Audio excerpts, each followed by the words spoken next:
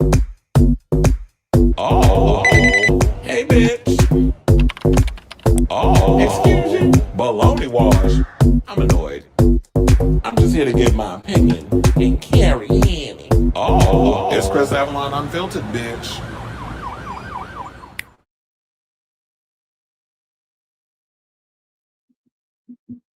Y'all, welcome and happy Thursday. It's your boy Chris Avalon, and welcome to a brand new episode of Chris Avalon Unfiltered, a show we basically talk about all things going on in celebrity news, pop culture, hot topics, all that good stuff. So that's the show for you. Definitely stick around. I was like, as I'm adjusting this dang camera, because I could have sworn I had it all copacetic. But we here. I was like, well, I had to turn this heat off. It was OD hot up in here. But yeah, I want to apologize. I know I'm late. I had to feed the dogs, all the other stuff, make sure everything was copacetic before I went live. My plan was to go at 6:15. I was not planning on coming on 20 minutes later, but when I be talking, I still give y'all a good show. So forgive me. But anyway, we got a lot of topics to get into, such as we got to talk about that new Supergirl teaser finally dropped. We got to about 28 years later. We got some news regarding the upcoming third movie that has yet to get written or made and all that good stuff. We got some news regarding the new Hunger Games movie. Some familiar faces might be popping up in this film, which I think is a prequel. We got to talk about this David Ellison thing where apparently he don't understand the word that no means no. Your laws, move on.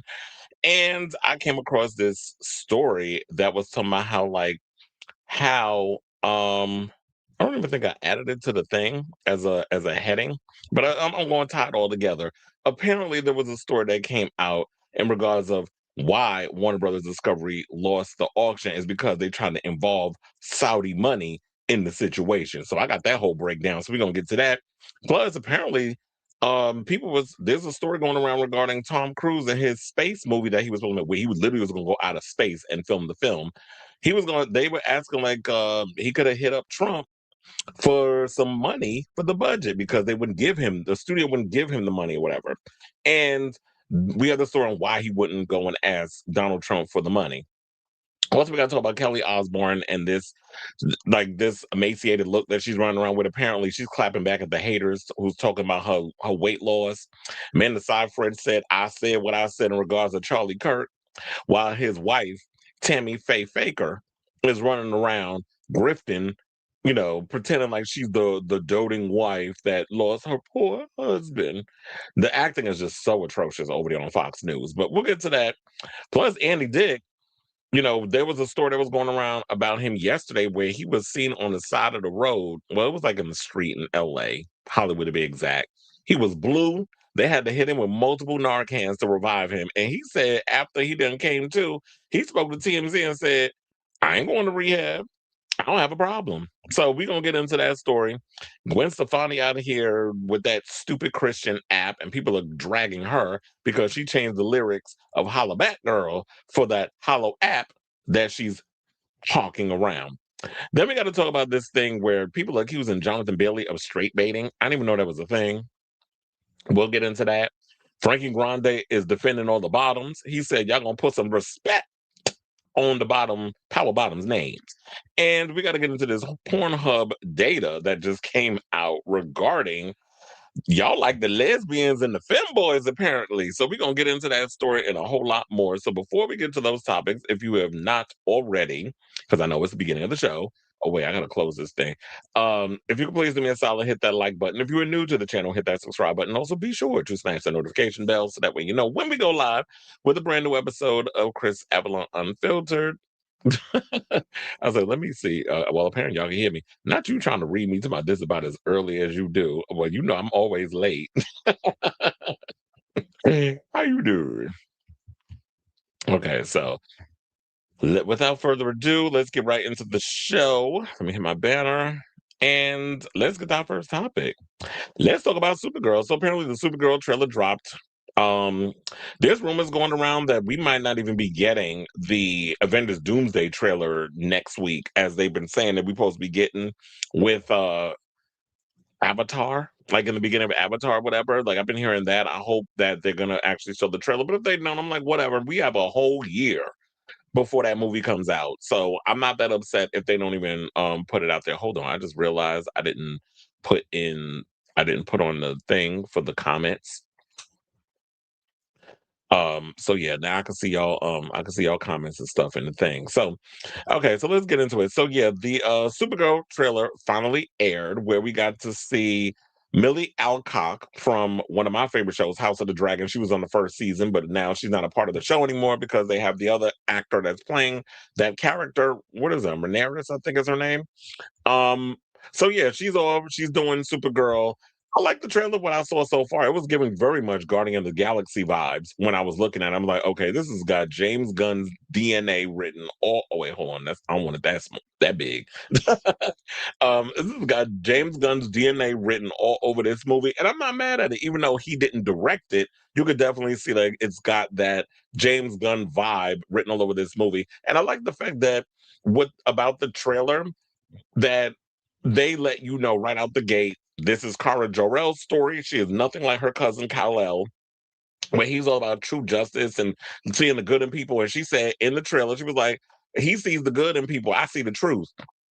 And so it's going to be interesting to see how that world's explored. Plus, her going after the person who killed her family and destroyed Krypton, and the young girl who seeks out Supergirl to be a bounty hunter to take out the person that killed her parents. And then we got to see a glimpse of Lobo. It was a blinking and miss it role. It's a lot of blinking you miss it situations that was going on because everything was going by so fast. And also, I felt like the coloring of the film was a bit dark. So it was like you had to rewind a lot of times to catch everything up in there. And I'm no expert on Supergirl Woman of Tomorrow, the graphic novel this movie is based on, but I'm definitely curious to explore this world. And of course, before the movie even comes out, getting that graphic novel, which we've seen when it was first announced that they were doing a movie based off of that graphic novel, that you saw Millie Alcock holding up the graphic novel and she had it open and like she was reading it. So I'm definitely looking forward to getting my hands on that. But let's get into the story. So it said, as the wait for the first Avengers Doomsday trailer continues, at this rate, us getting a leaked version of the next week's early screenings of Avatar Fire and Ash seems increasingly likely. DC Studios wants us all to look out instead of looking up for Supergirl, the highly anticipated DCU movie heading our way in June. Kara Zor-El clearly is a very different hero from her cousin Superman, while James Gunn's influence is clear, of course, like I said, with the Guardians of the Galaxy inspired tone of the film. Look no further than the sneak peeks, catchy soundtrack, and sets that feel very nowhere inspired. This movie has all the same punk rock vibe as filmmaker Craig Gillespie's Cruella. Well, I'm not gonna hold you. I actually did like Cruella. You know, I don't like when y'all be turning a lot of my favorite villains from Disney movies into anti-heroes or like flawed characters, but Cruella actually worked for me. And it was probably because Craig Gillespie and what he brought to it. And I think that's what they're trying to do with this film because I did watch Coy Jandreau's video where he was actually there when they introduced the trailer and Millie came out and James Gunn was up there and Craig Gillespie was up there. And they were basically talking about like how yeah totally they want to make this a completely different type of situation, and they want to one thing we've never seen in regards of a female superhero type character is someone who's deeply flawed. So if we can get to see that vibe of a flawed superhero, I'm all for that because I don't like when my superheroes be perfect. And I think that was kind of like the approach that I had with that fear of when I watched Superman. When I saw Superman, I was worried because I felt like, how do you make a perfect specimen from Krypton interesting? How do you make him flawed? How do you make him imperfect? And James Gunn, even though I have my trepidations about Superman, like I don't love it as much, and I'm not gonna hold you, I didn't love it as much as I love Man of Steel. And shout out to y'all over there at Joe Blow, Mike from We Watch Movie. He writes for them. That y'all was really going in. We was going back and forth with that whole situation because he put this clickbait video out. Well, rage bait, I guess you can call it that. But people get riled up, especially the Snyder Bros. When you sit up in there talking about why with everything going on, why we need the DCEU, the Snyderverse, to come back. And I'm like, my comment, I just said it point blank in the period. Y'all had it, you lost it, time to move on. And it's like, you had the opportunity. It was what it was. Yes, Man of Steel did fairly well. It did slightly better than, of course, James Gunn's Superman. And that's fine because in a way, I like James Gunn's Superman, but I didn't love it. I actually like the Snyderverse version of Superman way more. There were certain things in that film that was like how dark it was, and I guess at the time we needed that. But And I didn't like that y'all had Superman killing, but overall, I love that film. I like that film. I like Man of Steel. There were certain things in other films I didn't particularly care for, but it felt like it was rushed. It felt like they were trying to get to where the MCU was, but the MCU had a head start building up to Avengers Endgame and Secret Wars and all that other stuff. Well, say Endgame because that was the end. So they had years to build up to that. DC, it just seemed like Walter Hamada and him over there was trying to be like, we need to hurry up and get to Justice League. I'm like, well, goddamn, can y'all wait? Like, give a moment and let's introduce Batman as his own solo film. You got to interview, I mean, and you got to introduce the Flash in his solo film, Wonder Woman, Superman. You got to have all these people have their moment before collectively they come together. And it's like y'all didn't have that patience, and you could clearly see that y'all were the people that were behind at that whole film at the time. Y'all weren't fully confident in what y'all were doing, so it felt rushed. People felt, and it just didn't work out. But I know everybody wants what could have been to happen, and it's like too much money was burned. And it would be great to see if the Snyderverse could get another chance. But um, at this point, it's just time to try something new. And we only got Superman right now. I want to see what else is going to come out of this universe before I fully be like, okay, I'm totally on board. I'm not on board yet, and I like James Gunn, but I'm not fully 110% on board with this DCU. But I need to see way more that's coming out of that before I get on board with this situation. But anyway, getting back into the story, much of the teaser is devoted to Supergirl attempting to protect Ruthie Marie Knoll from intergalactic bounty hunters. In the closing moments of the trailer, we finally get a first look at Jason Momoa's take on Lobo. It was very much a blinky and miss it role. Moreover, Aquaman, the scourge of the cosmos, has arrived. I thought, what have I done? I really struggled to believe I could do it. Alcott recently said of being cast as Supergirl. I even called the director Craig Gillespie saying, I don't know how to be the person. I'm that person. I'm just me. Eventually, I realized that the only way was to trust myself. The House of the Dragon alum continued. I always believe life is right on time. Things happen when they're supposed to, whether you feel ready or not. I totally agree in that. I've always believed that you know what, when things present itself in your life, everything is supposed to happen the way it's supposed to happen, and just don't try to fight it. So as I was saying before, I liked the teaser. I'm looking forward to seeing what they're gonna do with this film. Because to be honest, I did not like that last scene when comes in on when she comes in at the end, when she's at the Fortress of Solitude and she comes to pick up crypto.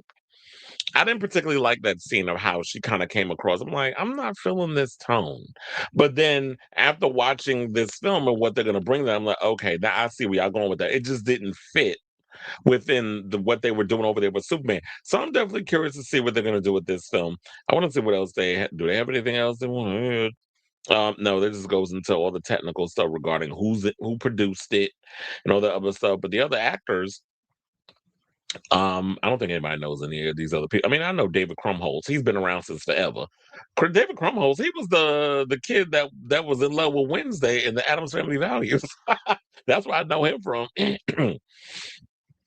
And of course Jason Momoa. So yeah, I'm looking forward to seeing it. But I definitely want to hear from y'all. What do you guys think of this story? Did you check out the trailer? What are your overall thoughts? It was like all the Easter eggs and stuff. I'm not well versed on all of that up in the film, so I'm not even going to attempt to try to dissect everything that was going up in there because I'm just like based off of my instinct or first impression. Tonally, I like the film. It's got that Guardians of the Galaxy vibe. I definitely vibe with Guardians of the Galaxy. I love the first film the most. I mean, the second one was all right. The third one I liked, but the first one will always be like the best one, of course. But so yeah, I'm looking forward to it and seeing what they're gonna bring with this Supergirl franchise because we definitely need a Supergirl movie. I mean, I watched the old one with Helen Slater and Faye Dunaway a couple of months ago. That movie is so cheesy and so bad, but it's entertaining. It's on HBO Max if y'all ever want to check it out. But I was like, it's entertaining, but I'm like, this movie is corny. And I'm sure it was corny back in the day when it was first released. So excuse me. So I definitely want to hear from y'all. Let me know what your overall thoughts on this story in the comments down below.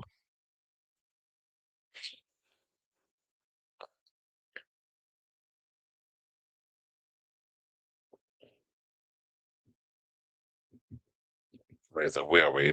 Oh, that was the next one. Oh, wait, hold on. Not rest in peace, Maggie Minaj. Ah, died when she followed Trump and JD Vance defend her. Well, no, her career died a long time ago. They just put the final nail in the coffin. Happy Thursday. Hello, everyone. It said, "Oh, I didn't realize that was her in House of the Dragon. This looks fun. I'm betting this lands in 400 million. I hope so, because I went, oh, it's not gonna be a $400 million movie. Oh, it's not gonna make that. You don't know what the fuck it's gonna do." I said, "We'll cross that bridge when we get there." That's why I don't like doing all that. How much is it gonna? Is it gonna hit a billion? I'm like, I don't care about all that. It's like I just hope and pray it does well, so we could do so we can get a sequel. But so it's a Hey Chris Bath and Body Works sale Fridays. Funny. I guess they do this once a year. Great gift possible. Yeah, you want to know something? Since I will be in the city and I'm over there by like I work in like on 34th Street, Herald Square. I'm like Herald Square, duh.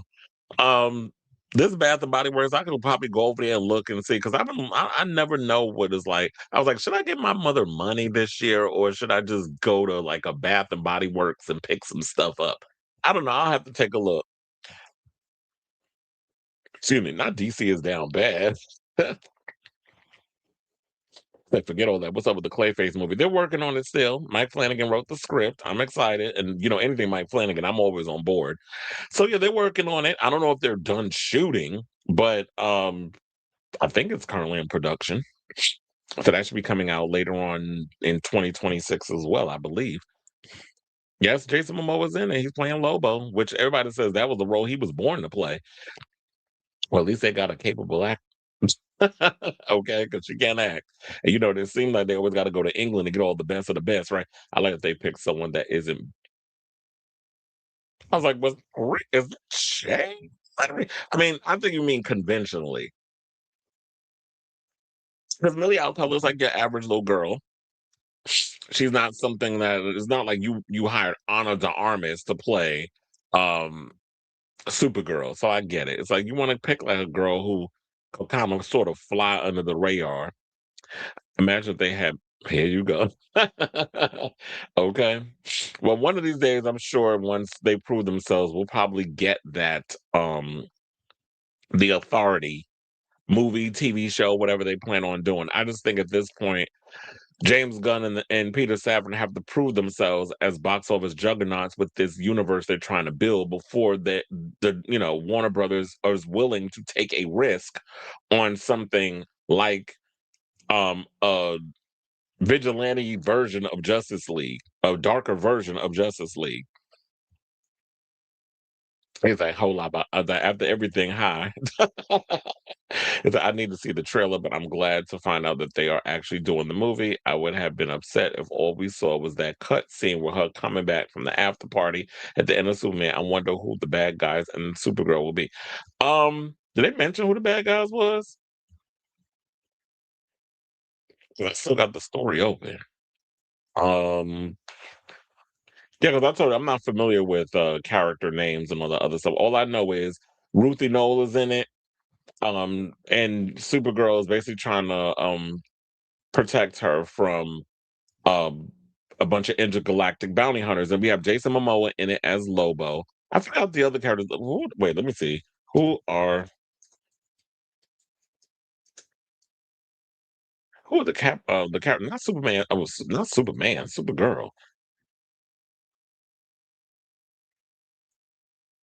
Yeah, should put 2026 to be specific. Oh, I also did my list of best albums of 2025. I'll probably do that next week. So we got Cara Zor-El, Lobo, Creme of the Yellow Hills, Ruthie Knoll, Zor-El, and Allura. But isn't Allura her mother and Zor-El's the father?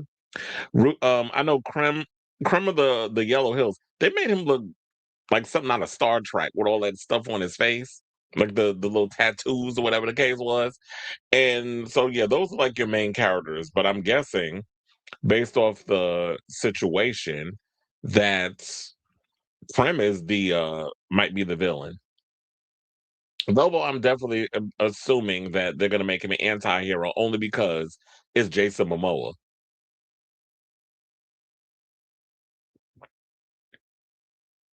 The other day I went and bought some lotion from CVS. Like as soon as I came out of the gym, I was like, "Oh my god, this weather is killing my skin." Like my skin was starting to dry up and stuff, and I hate this. Is why I hate New York weather. Like the weather out here is. I think it's because the air is so damn dry. So I had to like run into the CVS. Why is everything so damn expensive? So now you tell me about Bed Bath and Body Works or whatever the hell. Um, Maybe I'll you know what? A good idea would be for me to go up in there early tomorrow, because tomorrow I'm going to an early showing of Silent Night, Deadly Night. So when I'm done with that, before I go to the gym, I could probably go up in there and look for some stuff and put that in my because I don't want to go on the weekend when all of a sudden everybody want to go shopping at the last damn minute, and then I'm gonna be in there irritated. Crypto is back, $1 billion movie right there. Okay, because we love crypto. But I gotta remember where the bath. Wait, I know there's a Bath and Body Works, Bed Bath and Body Works, or whatever how the hell you say it. I don't remember where one is off the top of my head, but I'll look it up. But anyway, all right, let's get back into the show. And let's talk about 28 years later. So I know a lot of people feel on the fence about 28 years later, but after the recent reviews that came out, there was some early reviews, and I forgot who it was, um, that went and saw it. One of the people I follow, can't remember his name. I'm like all of a sudden I'm drawing a blank. When a couple of people went to go see it, a bunch of YouTubers went to go see the movie yesterday. There's a lot of good reviews coming out about it. People are saying it's much better than the last one. Like it's the closest to the original film that we had with Cillian Murphy and Naomi Harris and that sort of thing.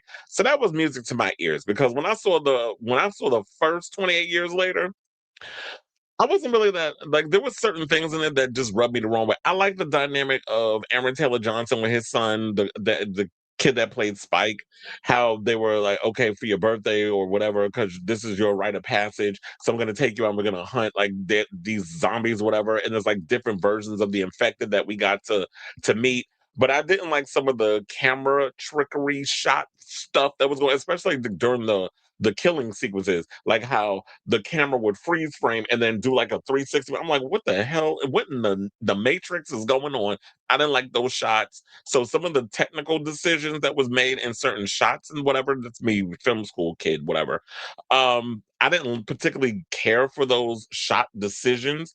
And then that last sequence when we see like the Power Ranger Teletubby Jimmy cult people come out, I'm like, what the is this? But I guess it's something that's very British. I guess that's kind of like their humor tone, whatever the case is. I don't know, because it's like they say, like we don't know, we're not always going to get other people's things and tones and terminologies and stuff. And the same thing with us, like stuff we find funny. Somebody from another country is like, I don't get it. So, um, I totally get it. Art is subjective. That was a decision they made. But yeah, there was some stuff coming out, and now they're saying that because of the great reviews revolving this movie, we're actually going to be getting a third film. So, oh wait, I forgot to close up one of my previous stories. So it says Sony is proceeding with a third 28 years later movie following the electric fan reaction from recent screenings of the second film, 28 years later, The Bone Temple. Directed by Nia DaCosta. The film comes out over Martin Luther King weekend on January 16, 2026. The third movie in the latest trilogy doesn't even have a title yet. The buzz is that 28 years later, star Cillian Murphy, who reprised his role in The Bone Temple, is in talks, and franchise scribe Alex Garland is currently writing part three. Murphy is an EP on 28 Years Later and 28 Years Later, The Bone Temple. The Oppenheimer Best Actor Oscar winner is rep by CAA. Okay, that's nice. Well, shout out to his reps. Now, they said when Sony won rights to the 28 Years Later trilogy, it had an option for the third movie, but waited to greenlight it. Rather, it shot the first two movies back to back, with Danny Boyle returning to direct the first, and Candyman filmmaker DaCosta helming the second.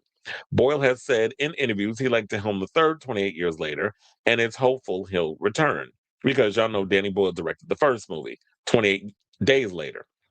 20 years later opened to 30 million in June, one of the top openings for a horror movie in the year flooded with them. The movie went on to gross 70.4 domestic and 151.3 million worldwide, easily the highest grossing in the franchise, and started back that started back at Fox Searchlight in 2002 with 28 Days Later. The original, directed by Boyle and written by Garland, was followed by 2007's 28 Weeks Later, which was directed by Juan Carlos Fresnadillo. And here was the thing. I like this parts of 28 Weeks Later. I like because it felt more like a Hollywood. It took more of like a Hollywood action movie approach to it, very Resident Evil in a lot of ways. But there was some decisions y'all made regarding the characters that pissed me off. I was mad that y'all killed off Jeremy Renner. I was like, why y'all set that man on fire? So I was a little upset about that. But overall, and they killed off a lot of the people in the movie. Rose Byrne, I'm like, damn, how y'all kill her off too? So it was always good to see like people who you all normally would see like would be considered, oh, they got plot armor on them. Oh, not in that movie. Everybody was gonna get got. So the only ones that survived was the kids and Harold Perrineau.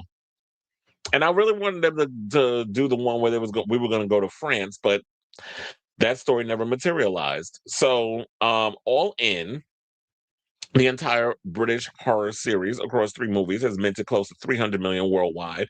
The film takes place in a dystopian future where the infected have ravenously squared off with human population, which, as you'll see in the Bone Temple, is fiercely divided. The hoots and hollers coming from the Century City Westfield Mall last night weren't from the Christmas lights strung about, rather the fan screening of Bone Temple at the AMC Century City Multiplex. Funny enough, when I used to live in California, when I used to live in LA, that was the theater I would always go to. Century City, that is always the spot that you go to. It's in the heart of Beverly Hills. Well, I guess you got to go through Beverly Hills to get to Century City. I actually worked in that mall when I had moved to LA and I was doing all my Hollywood stuff. It's like, yeah, I had me a little side gig, and there were times where I was like, yeah, I would go to those movies. You will always see celebrities in. That's why I saw Halle Berry and so many other celebrities, because that's like the very famous mall that you'll see regular celebrities go to. That Equinox, I believe, is also like the famous one that all the celebrities go to. They go through a little secret door and all that other stuff. So um that AMC is notorious for doing a lot of screenings. I've even seen like some of the LA pundits do screenings from there. I think Coy Jandro has done a lot of out of the theater reactions for a lot of movies or whatever at that mall. So Gold Derby IndieWire scribe Simon Thompson beamed in the first round of social media reactions, saying of the pick and stars Jack O'Connell and Ray Fiennes, Nia DaCosta knocks it out of the park with 28 years later. Hashtag the Bone Temple. The complex tapestry of tones provides the perfect canvas for a brutal and nightmarish study of unchecked power. O'Connell goes all in on maniacal Sir Jimmy, while Fiennes eats up needle drops like a demon. And funny enough, it would be cool to see like what Jack O'Connell brings to this character, because remember, if you saw the first 28 years later, he is the adult version of the kid that survived that outbreak in the opening sequence of that movie. So seeing like how his whole family and everybody was unalive by the zombies or the infected, but they technically are zombies, and seeing like what this cuckoo crazy cult leader he's become in this world of zombiedom is going to be a fascinating thing to do. And also, look, I want Nia DaCosta to finally get a movie on her hands that people like, because I know the Candyman remake was the people were divided on that. Also, the Marvels, she directed that. Y'all had an issue with that movie too, but I don't know if we can necessarily blame her, because I'm like, she's the filmmaker under the MCU umbrella. They're the ones that pretty much control what the direction and what people do and stuff over there. So all in all, I was a little because I have a love hate relationship, even though I've seen this recent 28 years later twice, because it was like as soon as they dropped it on Netflix without any kind of promotion, I would just happen to scroll through it when they first dropped it. I was like, oh, they got 28 years later. Okay, I'll watch it again. And because the first time I saw it in the movie, second time I waited until it came out on the streaming service, which was, like I said, was Netflix. So I went and I watched it that way, and I was like, it made me like the movie more. I still have my issues with certain things that was in that film, but overall, I tend to have liked it, even though there were little things that bothered me. So I'm looking forward to seeing this film. I'm glad to hear all the great reviews about it. And so now, I mean, I guess now that I got a list, I'll just use the A list to go see the movie. So I say all this to say, what do you guys think of this story? Now that you hear this news regarding 28 years later, I mean, even if you were someone who were on the fence about a sequel because you probably didn't like some of the same things in 28 years later that I probably didn't like, or just tonally you felt like it was a little all over the place, or you didn't like that Teletubby final sequence at the end. Whatever your thoughts are, let me know what they are in the comments down below.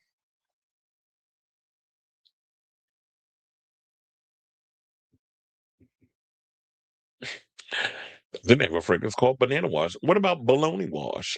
The ending did feel very British. It's like, because I don't know British humor, but it's like it did feel very British. Honestly, I could not get behind the plot of the last one. Like, boy, put your mama back if you're not equipped to take care of her. That is true because she was at the. We found out that she had cancer and the mom was going bad.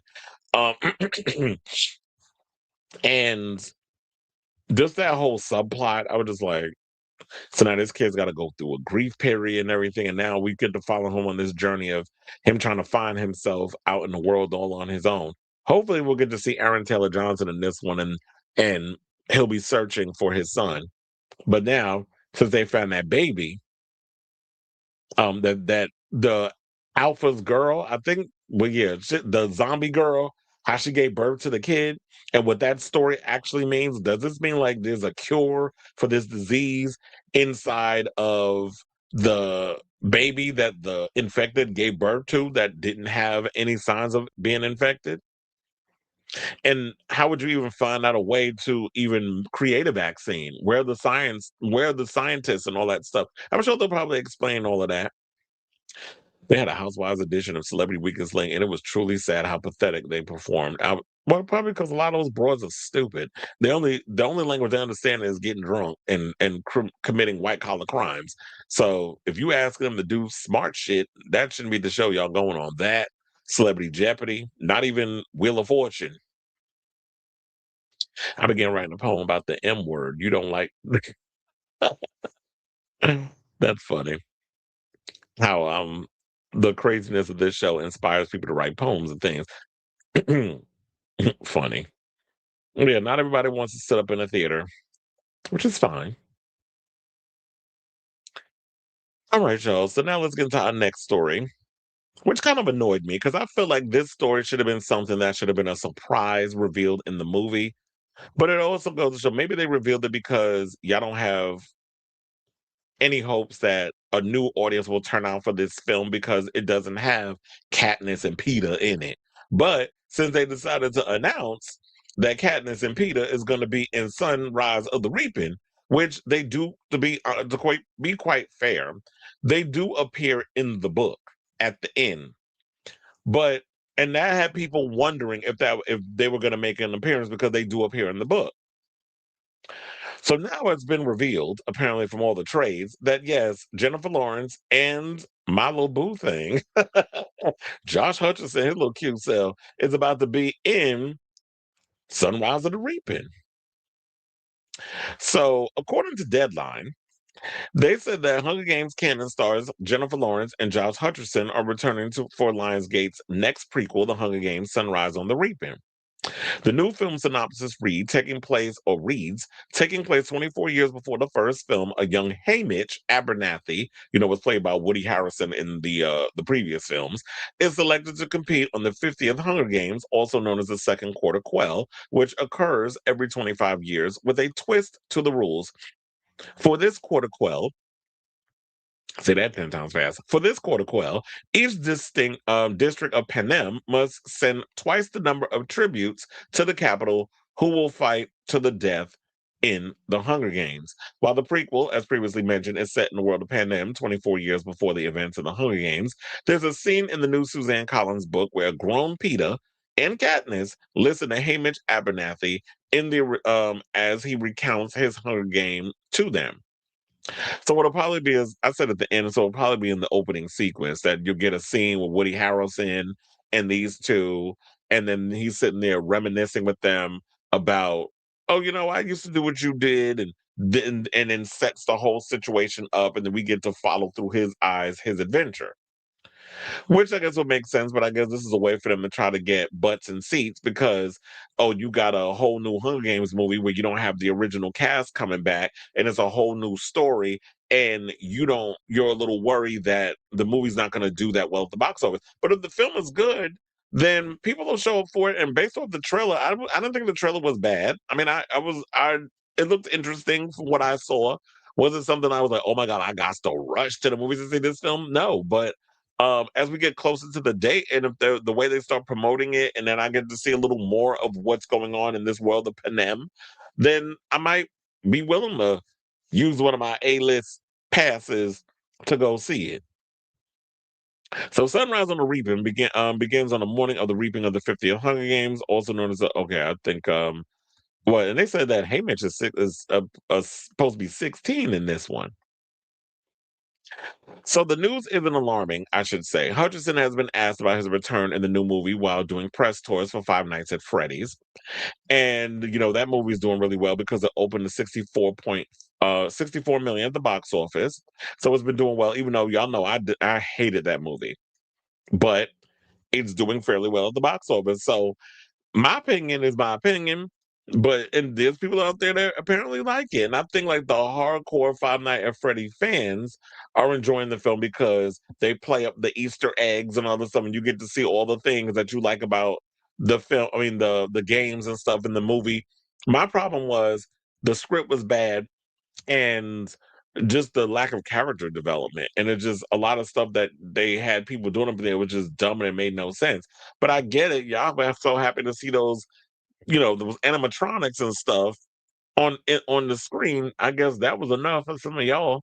And speaking of Five Nights at Freddy's, it's funny because it's two people from Five Nights at Freddy's. Two is going to be in the film. You have uh who would I just say? Peter Millar, Josh Hutcherson, and McKenna Grace. McKenna Grace is everywhere these days. Like she was just in Five Nights at Freddy's 2. Then 2 months from now, she about to be in Scream 7, and now she's about to do this movie. I don't know that she got anything else in between. So yeah, so Sunrise of the Reaping hits theaters on November 20th, 2026. The Pix first trailer became Lionsgate's second biggest trailer launch ever in the studio history, with 109 million views in its first 24 hours, following the studio's Michael trailer, which clocked 116 million views in the first 24 hours. So here's the thing. I guess with that being said, that there are people relatively excited, or maybe it was just they were curious to see like if this movie's going to be good or if it sucks or whatever the case is, and that's fine. Oh, I didn't even know Maya Hawke is in this because I'm seeing her name as I'm going through the cast numbers. Um, Billy Porter's in it too. Wait, hold on now. Let's go through the cast. They said Michaela Grace, as we said, Ben Wang. I think Ben Wang was in, if I'm not mistaken, The Long Walk, which was something similar to like a game that people play where if you slow down, you die. So it's like all playing up in it. And don't even get me started on Quentin Tarantino, bitter ass, where he decided to read this franchise and saying that I'm surprised they didn't sue Suzanne Collins because he basically has said that Hunger Games is a ripoff of Battle Royale. Yes, it's true they have something where it's a bunch of kids that have to kill them, each other until one is left standing. But for the most part, it's its own. You could take that concept and create a whole new story around it.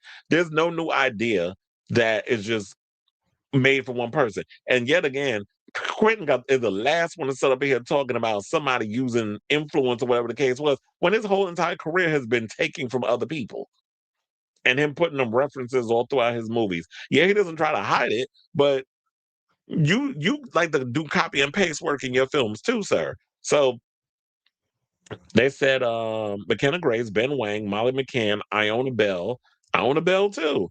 Percy Daggs the Fourth, Jaleel Swaby, Laura Marcus. Let me see if I know any famous people in here, because all these other names, I'm like, I don't know who that is. Ray Fiennes, damn, Ray Fiennes getting around. Glenn Close, Kieran Culkin, Elle Fanning, Billy Porter, Iris Apatow, was of course related to Maud, and that's her sister, and her father's Judd. Maya Hawke, as I said, seem to like to be the big names that I'm familiar with. So yeah. They said Francis Lawrence, who directed 4 out of the 5 movies of the Hunger Games franchise, which has grossed 3.4 billion around the world. The five novels have sold more than 100 million copies globally and have been translated into 52 languages. Sunrise on the Reaping sold over 1.5 million copies worldwide in its first week, marking the biggest debut for any title in Collins' Hunger Games book series. In the US alone, the book sold 1.2 million copies, more than twice the opening sales of The Ballad of Songbirds and Snakes, and over three times that of Mockingjay. So it looks like, and then well, no, that's a different thing. I forgot. I was like, didn't Miley Cyrus do a song for them? No, she did one for the new Avatar film. But yeah, so it seemed like everybody's pretty much. I thought nobody was really excited for it, but apparently people are excited. They said the trailer, was watched by a lot of people. Probably those who are excited because they love the book and they want to see it come to life, and those who are just genuinely curious to see, like, is this movie going to, give me all the feels that the other films gave me, where we had Peter and Katniss. So I'm looking forward to seeing this film, I guess, now more than ever. And I like all the YA, book to movie type situations. I like the Hunger Games. What was the other ones that came out? I liked the Maze Runner. I said the other day Netflix had all of them on. I don't know if they're still up there, but I sat and watched all three Hunger Games. I mean Hunger Games. I watched all three Maze Runner movies. Y'all already know how I feel about Twilight. First of all, I love vampires. Those aren't vampires. That was something else. That was some old Disney-fied mess. So we don't talk. We don't acknowledge um Twilight, or as I used to call it, Twatlight, in the Avalon household. But all the other stuff I thoroughly like, particularly, like I said, Maze Runner, and of course, Hunger Games. So I'm looking forward to seeing this when it comes out later on this next year. Sorry, a year from now, basically. So I say all this to say, not to hit that. What do you guys think of this story? Does this get you more excited to check out the Hunger Games Sunrise on the Reaping? Now that you all know that some blasts from the past, Jennifer Lawrence and Josh Hutcherson are going to be reprising their roles as Katniss Everdeen and Peter. What's his name? Peter Penmark? Oh, no, that's Rhoda. Peter Malark. I said Peter Penmark. Rhoda Penmark was from the Bad Seed. Peter Malark was his name. So I'm looking forward to seeing it. But I really wish that this would have been like something y'all kept secret, so that way when they pop up on screen, we could all get excited and you know how y'all do when the cameos pop up on the screen. So I kind of wish we would have had that, but studios, they love a spoiler. So let me know what you guys think of this story in the comments down below.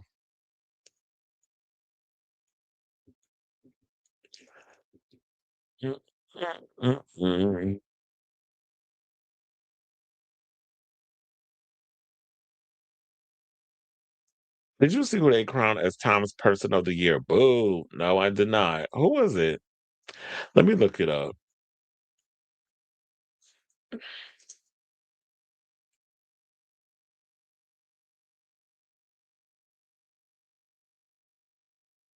Not the architects of AI. Y'all cannot be damn serious. They said Time Magazine. Hold on. Why is USA? Oh, now USA, y'all tried it. Y'all want me to pay for it. Not gonna happen. Hold on. Yeah, they said Time Magazine has chosen Architects of AI as its Person of the Year. First of all, how can you pick architects of artificial intelligence? Artificial intelligence is not even a real thing. And people are starting to push back from AI. So, yeah, that's a chop. That's a chop on that. Okay. Panem, I really want to know. Can we get a gay romance subplot? Yeah, okay, and good luck with that. It's a shame studios have little faith in their own movies. For I remember correctly, Jennifer Lawrence nor Josh Hutcherson were not big names before the first Hunger Games. Yeah, they weren't, and that's funny because they weren't known. They pretty much were like unknown. I mean, we had seen Josh Hutcherson and things here and there. Like he was like that go-to child actor who would pop up in everything, like the sequel to Jumanji, which was Zathura, and so many other films. And Jennifer Lawrence was doing a lot of small little independent films. But yeah, those movies basically put them on the map. And it wasn't that long ago. It was like what, 10 years ago? Like 2014 or something or another. And here y'all go, not having faith in these new crop of kids. And it's like, yeah, give them a chance to have their moment. And I think that we have to pay fans over, because that's kind of like the era we're in now. Everything is fan service. We got a nostalgia bait, all of that mess. What I love most about Hunger Game movies is the accompanying soundtrack. The songs were always inspired by Appalachian folk music, including the Rodrigo and T-Whip songs for this. Oh, you, swinging for the tree. I put it to rest. He said this is nitpicking, but Katniss speaks with an Appalachian accent in the book, and she doesn't in the films. Well, that's because they have a maybe they what they should have did was have an an indigenous lead. But you gotta, of course, they gotta put white people in the forefront of stuff. hmm Genuine casting and the talent and the chemistry and all that good stuff. Perfectly. All right, now that we got the movie, the movie news stuff out of the way, I guess we got to get into more of the business side of the movie industry and get into David Ellison and his desperate attempt to still get his hands on Warner Brothers Discovery, which I remember someone saying today, I was not only about the news media and stuff. They don't just want us to, well, trust and believe. When I get to that story, oh, that's definitely what he wants. And he even said it, apparently, according to this report, he's telling Trump that if he got his hands on Warner Brothers, that yes, he'll clean up CNN for you. Similar what they're doing over there with CBS, which, funny enough, Gayle King just admitted today, oh yeah, we got issues and stuff over here, but things are gonna work. And so I said, girl, your days is numbered over there. If you're not willing to cut to all that Zionist propaganda bullshit, you're gonna be unemployed. I guess you're gonna be hitting Oprah for some coins. So David Ellison, the CEO of Paramount Skydance, who has launched a hostile takeover bid for Warner Brothers, went in, and we talked about it the other day. He issued a letter to the shareholder saying that how he would, the time is still, on our side. I can still prove like I'm the guy for the job. It's like, sir, you just bought Paramount. Can you figure out what's going on and fixing whatever you got going on over there before you try to monopolize another studio? And it's funny how more people are pissed off at Netflix, who isn't even a studio. They're a streaming service who want to have their own studio. And yet I'm still on the fence about the possibility that, okay, so what are y'all intentions? Like, are y'all going to treat Warner Brothers Discovery like you treat Netflix as just some content thing that you just regurgitate or throw up and then people just consume it without you actually nurturing it or giving a damn about the product that you're putting in? Or do you genuinely want to be a part of the studio situation and really let the people who are at Warner Brothers do what they're doing? There's evil ulterior motives that I see going on with David Ellison and Paramount and stuff. And this is one of the reasons why I've been windmilling hard over this. And funny enough, shout out to Kyle Kalinske because I've been shouting from the rooftops about this for weeks. And he did a story on this yesterday, which is why I found about the Substack, which I'm going to bring up in here on this story. But let's get into this first. So it says, though the deal isn't quite officially official, because there's still some things for Netflix to iron out with Warner Brothers Discovery. It looks like Netflix will ultimately claim ownership of WBD after the company accepted the streaming giant's $82.7 billion offer this week. Paramount Skydance was not happy, to say the least, about the development, and CEO David Ellison is determined not to go down without a fight. Well, sir, you lost. Pick up your, go pick yourself up, go in the room, take out the iodine or whatever, fix up your wounds, boop, boop, boop, boop, boop, boop, and then, move on. Apparently, he don't know how to take no for an answer. I guess it is true. Maybe Larry Ellison is like Trump. They don't like losers, even though they probably the biggest losers under the sun. And just because you got billions of dollars don't necessarily mean you're a winner. There's a lot of idiots with a lot of money running around governing and in charge of things of what we have going on right now. And people need to stop equating wealth with being smart. So Paramount Skydance, as I said, was not happy. And then they said that Paramount has already submitted a hostile bid worth $108.4 billion, saying, look, we're sitting on Wall Street where cash is still king. And I don't like that fact of you having a connection with Wall Street. Zoran, you got a lot of work cut out for you once you get sworn in next month. We are offering shareholders $17.6 billion more cash than the deal they currently have signed up with Netflix. And we believe when they see what is currently in our offer, that that's what they'll vote for. They said Zaslav has 10 business days from the date the bid was submitted to turn down Netflix's offer and weigh up other options. And Ellison has now gone straight to Warner Brothers Discovery's board of directors. Oh, you trying to go behind David Zaslav's back. David Zaslav, who, yeah, there's been some decisions that he's made that I know a lot of people aren't proud of, but he turned around the market value on Warner Brothers Discovery. Warner Brothers Discovery was in the toilet, or Warner Brothers, I should say, was in the toilet when it was under the guise of AT&T. He turned that turd into a diamond, and that was worth something. And so you going behind his back to go to? I mean, at the end of the day, the shareholders have to make the decision. But it's like, no, I don't want tech billionaires, oligarchs, Israel, and Saudi Arabia owning our media. Because that's where we're going. And I'm going to get to the break that story down in a second. But I'm just saying, like, in my mind, like, no, I don't want all of them. And Jared Kushner is behind this mess. So they said our public offer, identical to the terms we presented to Warner Brothers Discovery privately, delivers superior value and a faster, more certain path to completion than the transaction announced with Netflix. It is not too late to realize the benefits of Paramount's proposal if you choose to act now and tender your shares.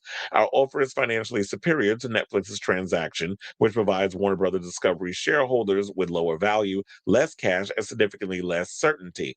On its face, Netflix is offering Warner Brothers Discovery shareholders 23.25 per share, 23.25 per share in cash, let's say 450 in stock, and a share in Warner Brothers Discovery Global Network spinoff. In reality, however, the total value is materially lower than advertised. Then he went and put Zaslav on blast, saying to suggest that we are not good for the money or might commit fraud. Please, that's exactly what this is. To try to escape our obligations, as certain reports have speculated, is absurd. That absurdity is underscored by the fact that WBD and its advertisers never picked up the phone or typed out a responsive text or email to raise any questions or concern or to seek any clarification about either the trust or our equity commitment papers. Well, I'm thinking that David just didn't like the way you was rolling. He didn't like what you was all about. He's seeing a lot of things and hearing things, just like you heard somebody went and chirped in your ear before the deal was made that that David Zaslav was going to Netflix. Hence why you went and sent out that shady, strongly worded letter sharing your disdain. Then we had, according to the LA Times, Michelle Fendelander,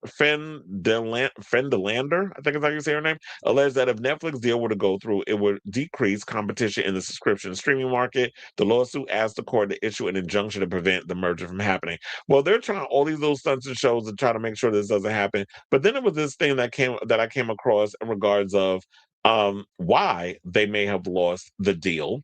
And it's funny, like, this is something he's not willing to tell you.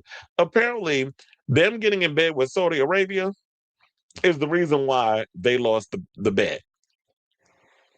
So they said that the Warner Brothers Discovery sale process has been nothing short of a roller coaster. After months of which it looked like David Ellison's Paramount Skydance would acquire the company, Netflix swooped in and delivered the best offer in the second round of bids.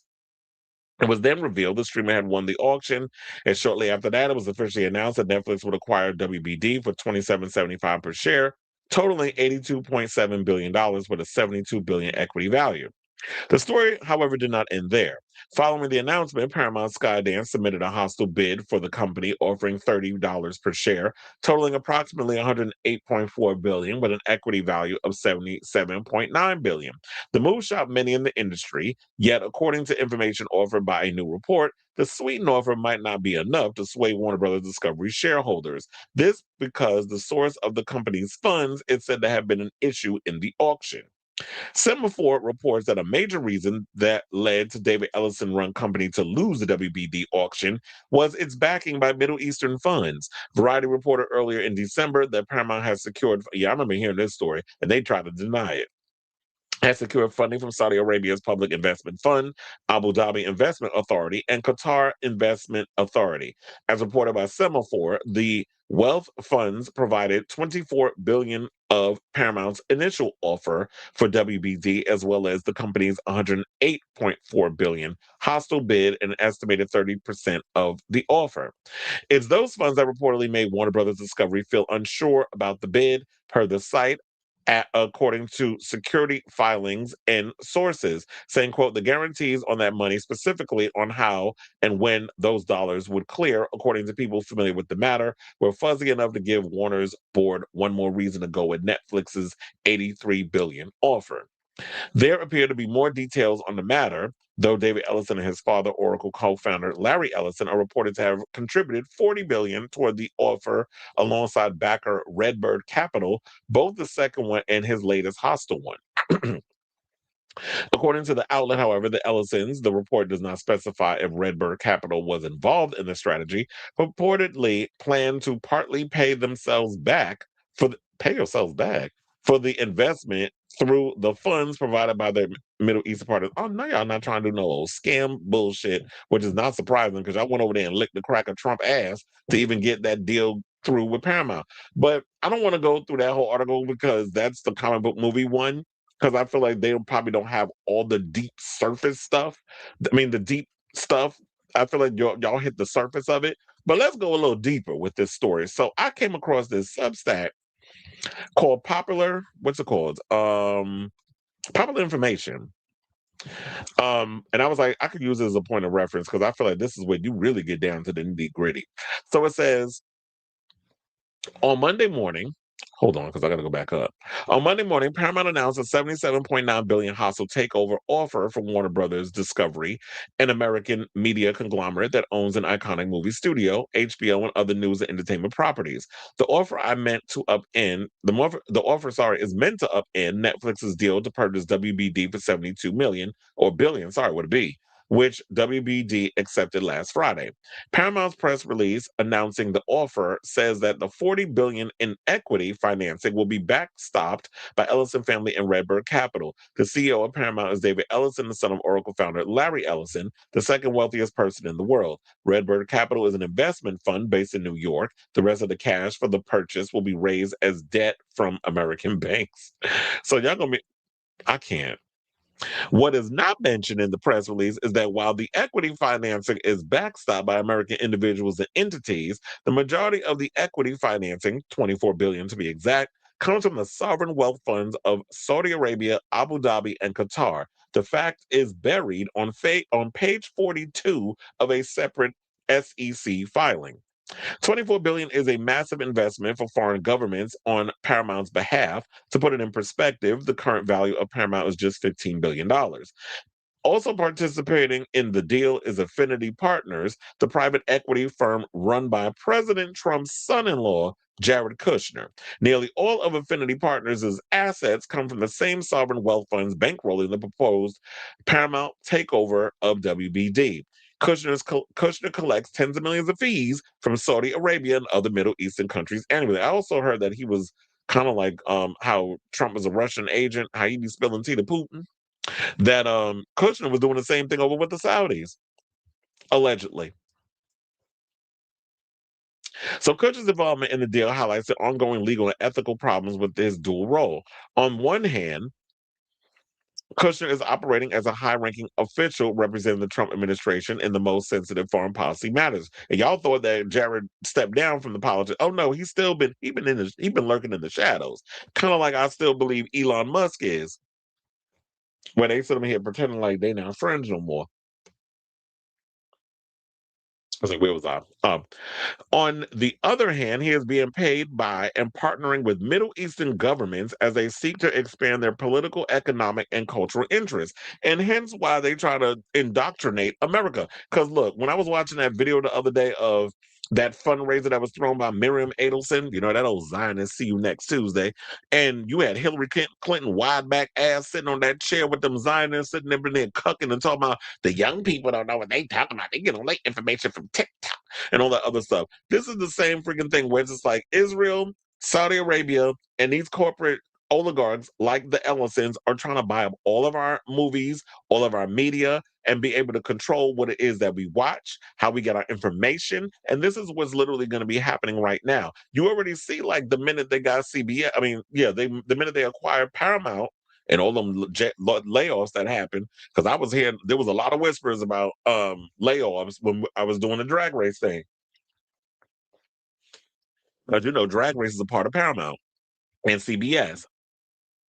So then they hired Barry Weiss, and she's trying to turn CBS to be very conservative. I don't know if they had her on there yet. Tammy Faye Faker, aka Charlie Kirk, widow, Erica. I don't know if she's been on there yet, but she's supposed to do like a town hall with her. And they've been talking about how Barry's trying to turn herself into Andy Cohen, except Andy Cohen has a bunch of talent and then he presents himself as like the host, the face of the network. But the word on the curb is Barry trying to turn herself into being like the overall face of CBS and trying to make it all about her and all this other stuff. And even trying to go around creating a conservative version of The View. So just think 5 Meghan McCain sitting, or Nutmeg McCain sitting at the table talking a bunch of Zionist propaganda. So yeah, this is what's going on right now. And I told you, first they're going to start with dismantling our government and looting the treasury and all that other stuff. Then we go into fascism, Project 2025 #2, which would be infiltrating our media. So yeah, you get to formulate the narrative of what type of movies we watch, what type of shows we watch, and what type of propaganda you want the writers that y'all hire at that studio to propagandize, what type of stuff they want to put in those films, especially if it's about the military or you watch a lot of those action films. They put a lot of that right wing leaning propaganda. And so sometimes when I look back and I watch old movies, I watch certain movies now, and it's when you have the knowledge that you have, it's like, when you really look at it, and I love, that I was born and raised in America, but America is the enemy of a lot of, we've stuck in our nose and involved ourselves with so many other people's misery, always trying to put our democratic ideologies on other countries. When I feel like y'all use that and it's a mask for colonization because I want to take people oil, you want to take all these other people resources, and then you've indoctrinated a lot of us to believe or conditioned us to believe that what you're doing is for the better good of the country. No, it's the better good of y'all and how it fattens your pockets and whatever business there. This is why I always say business people should not be running you know, business people should not be running a country. There's a reason why we have the checks and balances and things we have in this world. So they also went on to say that any acquisition of Warner Brothers Discovery just requires the approval of the multiple federal agencies. On Sunday, the day before the Paramount household takeover bid was announced, Trump warned that Netflix planned acquisition could be a problem because the combined company would have too much market share. Didn't he say also recently or something that whoever gets Warner Brothers Discovery that they need to get rid of CNN or something or another? So he might have said the quiet part out loud. It was somewhat surprising comment from a president who has not made antitrust a central issue in his presidency. Trump also emphasized that while he would consult some economics or economists, he would also purposely be involved in the decision. He always wants to assert himself as some shit. He causes the mess and then acts like he's cleaning it up. Now, Ted Sarandos, Netflix CEO, reportedly wooed Trump at the White House in advance of the company's WBD offer. Netflix agreed to pay Warner Brothers Discovery $5.7 billion if the deal did not receive regulatory approval, one of the largest breakup fees ever. This reflected Netflix's confidence that the deal would win Trump administration approval, at least before Kushner became involved.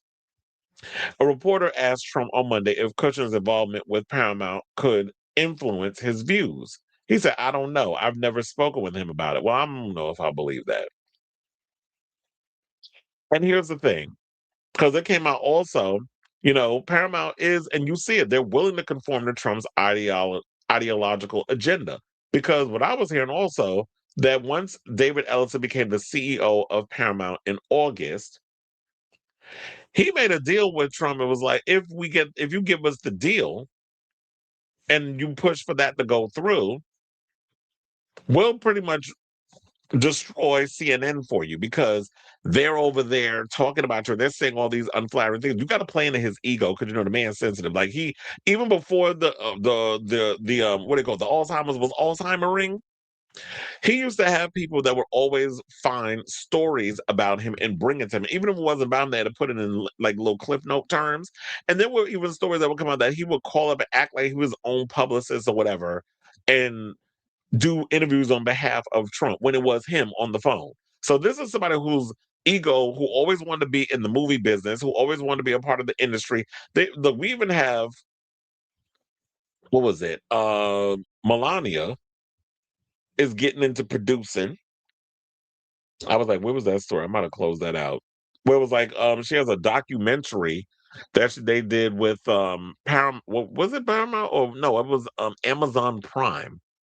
They said the documentary was like $40 million. I'm like, who pays that much money for a documentary? And before Trump got into politics, he wanted to get in the movie producing business. So yeah, this is it's a long interview because there was something like in September, CBS announced that it hired Kenneth R. Weinstein to receive and evaluate any complaints of bias or other concerns involving CBS as the company's new ombudsman. Paramount had promised to create the job to secure approval of its merger with Skydance. Weinstein had no experience with producing or overseeing news coverage and previously was the president of the Hudson Institute, a right-wing think tank. Weinstein has an extensive record of praising Trump, and in July 2024, Weinstein donated $20,000 to a committee supporting Trump's campaign. And this is what actually all goes on. It's like, you hire people with no kind of experience at that job. So, and he doesn't want people who are experienced or qualified. They hate DEI. They want people who are loyalists. That's what he wants. And then, of course, they mentioned Barry Weiss, where CBS, what is it saying that the anti-woke crusader? I can't with y'all. She's an idiot. And they went and, Paramount purchased the Free Press for $150 million. And she was a New York Times opinion editor and writer. She has no experience in broadcast news, but in 2021, she founded the Free Press, a right-leaning publication that often criticizes what it deems the woke left and efforts to promote diversity, equity, and inclusion, unless you're trying to not include them and stuff. A popular information review of the Free Press articles found that it repeatedly distorted the truth in order to conform to right-wing ideological agenda. And then they mentioned how Larry Ellison is an ally to Trump.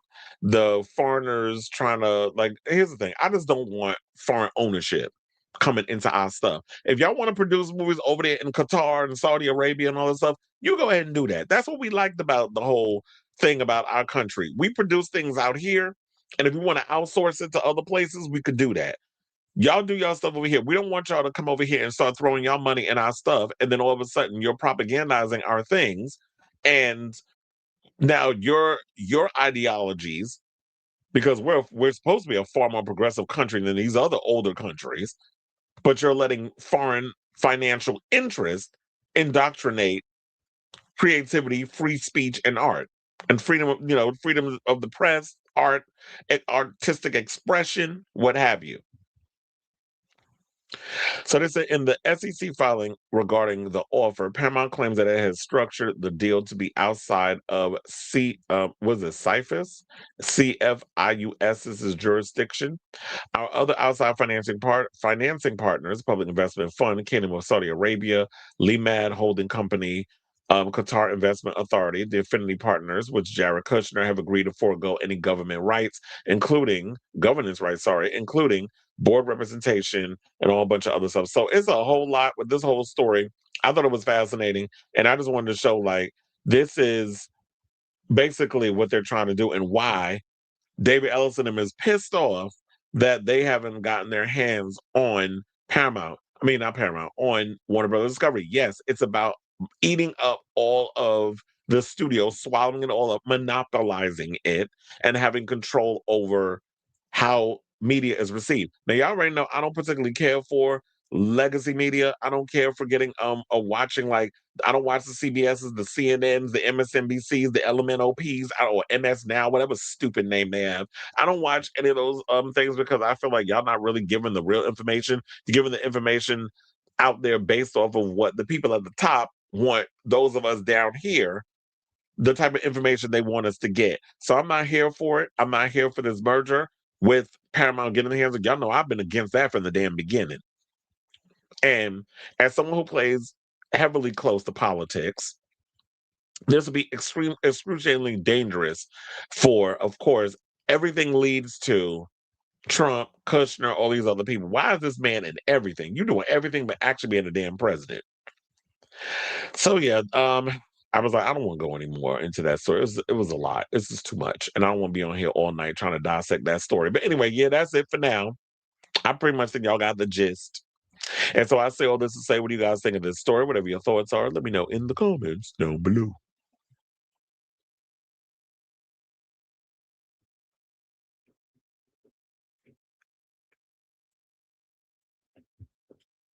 Not to be shady, but I saw you use a song by AI artists on TikTok when you were posting the red carpet looks. I didn't notice. And another thing, what I didn't notice either, I didn't even know that background music and stuff was even being put in because one, I was eating and drinking a lot, and so I was doing that at the same time. And the music, because Monet was DJing, I couldn't hear what was going on my phone. So I should have probably did it in a more quieter setting so I could see and know what was going on. So yeah, I didn't know what was happening. So I just uploaded the pictures and it is what it is. But yeah, I was doing everything there and said I should have waited till I got home. It's already sold there. So well, yeah. Well, a lot of these conglomerates did. If I if I don't like what happens, I will vote with my dollars. Yeah, we just won't support. Oh yeah, I don't watch CNN. I mean, it's unavoidable only because in certain situations, if I'm watching like certain political pundits that are doing reaction videos to certain clips over there on CNN, then I'll watch. But at this point, I've realized that a lot of what's going on over on CNN is rage bait. And so I no longer engage in the buffoonery because I'm like, if CNN's continue to have morons like Scott Jennings with that smug, stupid look on his face up there on that panel with Abby Jacobs, when it's like, man, why are you letting CNN use you like this? They are basically just using you and you letting them. So when you have her on there, and then you have recently Stephen Miller's wife on the panel, I was like, I can't sit and assert myself in this performance because I already know what y'all giving with all of this mess. Y'all keep trying to reach across the aisle and talk to these lunatics, and y'all know they're not coming in here interested in like, let's sit down, let's have a debate and come to an understanding on what I believe is what I believe, what you believe is what you believe, and let's come to a common ground. They're not interested in that. They're in there to be loud, wrong, spew all kinds of misinformation and propaganda and keep it moving. Her, Stephen A. Smith, and that five head and a bunch of others. And shout out to Joy Reid that read his ass. That literally was like, you're the errand boy for these racist white folks. You get paid millions of dollars to spew misinformation. Him and Van Jones. Don't even get me started on that old lisping homosexual, allegedly. But he gives me rhymes with maggot teas. Corruption definitely is a disease, and it's hard to cure it. Just like drug addiction. Ask Andy Dick. But anyway, let's move on from that, and then let's get into this next story. Let's talk about Tom Cruise. Now, apparently, Tom Cruise, um, you know, he's struggling a little bit out here in the box office world because his last two Mission Impossibles did not do all that well financially, which probably plays into why a lot of studios aren't willing to give him the big budgets that he's been accustomed to throughout majority of his 40+ year career. Because there was some movie that he was supposed to be doing with Ana de Armas. I don't know if it's still happening or if they've just decided to put it to bed. But that I don't know what happened with that film. Also, there was a film I remember they were talking about where they wanted to actually be the first film to shoot in outer space. And this is the film apparently that they were saying that, oh yeah, go to Donald Trump and see if you can get the money or whatever the case is. And he said he wouldn't do it. But before we get to that story, there was another story that came out because we was talking about David Ellison and Paramount and stuff earlier and Mission Impossible. So apparently they're saying that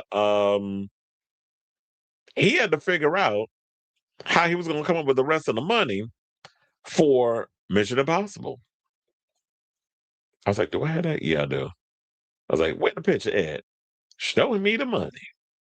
The Mission Impossible movies are known for their larger-than-life action sequences and big budgets. And also, let's not forget that, Tom Cruise spends a lot of time for the movies doing like those extravagant stunts and stuff for the film. And it's cool or whatever that he does it, but it becomes a bit obnoxious after a while. The franchise experienced a considerable popularity boost in the early 2010s, but it no longer appears to be the audience draw it once was, and its last two installments struggling to recoup their investment. Mission Impossible: Dead Reckoning made $571 million, a disappointing result given its reported $291 million budget. So yeah, if you're doing $291 billion, that's $300 million. 571, that is not, you didn't get a return on the investment. You need to at least do, I would say 800 or better in order to bring that money back in. 700, 750, 800 or more. But what was the budget on? I was like, well, what was the final reckoning? Let me see if they mentioned it here. Okay, they said the latest and apparently last installment in the franchise, Mission Impossible: The Final Reckoning, brought in $598 million against a staggering $400 million budget.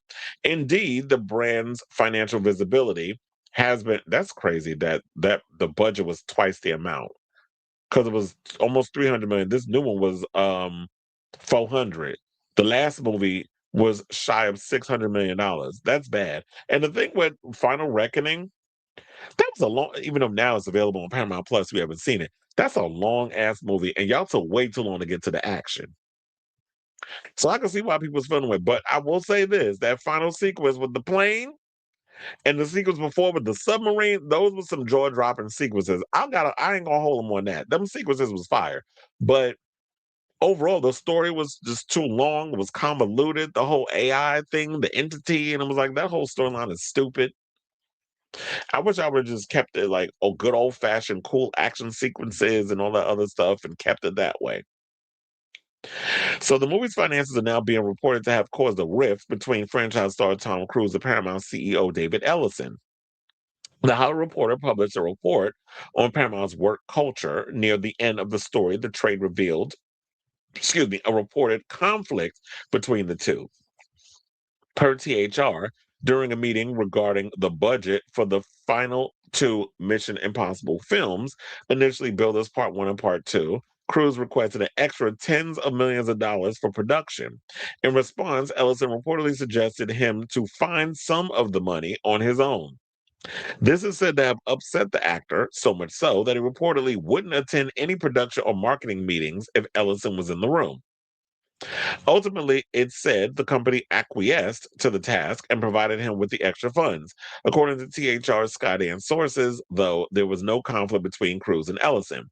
When the rift was put into question, it looks like Cruise and Ellison have a better working relationship now, or you say for now, as THR stated the actor visited Paramount Studios to pay his respects to the new leadership. Well, if you're going to be in business with these people and you did make them a lot of money with Top Gun Maverick, and you do want Top Gun 3 to get made, which we're hearing that is in the works. Thomas got to play nice. So, yeah, I would have been pissed and not want to show up at certain events, but it's just like, yeah, but you got to play nice, especially when you try to have these people finalize or fund your film.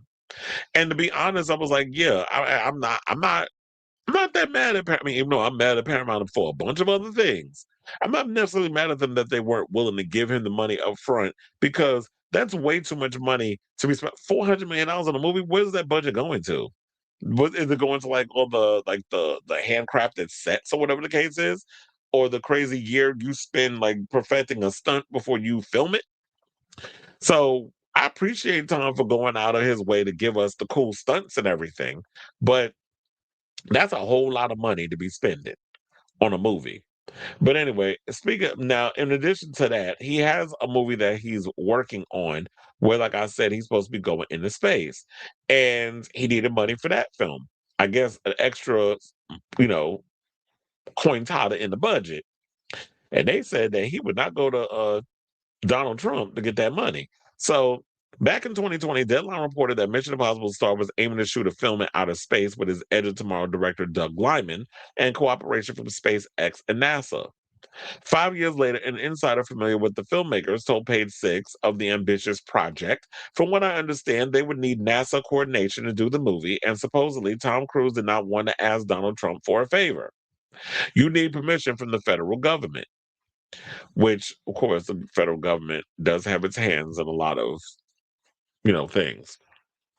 The source added Tom didn't want to ask for political reasons, probably because he doesn't politically affiliate with Trump, which should be fine. Like, my thing is, if I'm going to go and have a conversation with someone to get permission from the federal government to go shoot a sequence in space, what my political beliefs are should not hinder you from granting me what I need to grant. But we know this administration is petty as hell, and all they care about is who's going to be loyal, who's going to pledge allegiance to them, who's going to kiss their ass. I'm not here to do all that. I'm here to meet up with you, have a conversation, see if I can get what I need to get this movie made, and you just give the sign off on it, and let's get going.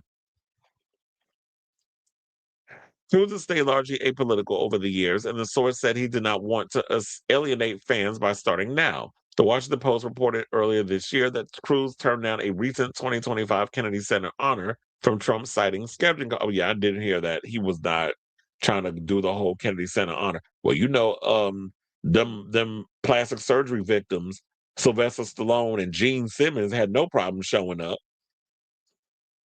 and Miss Shifty with Gloria Gaynor, who couldn't survive the hackulation of her makeup artist, she showed her ass that night too.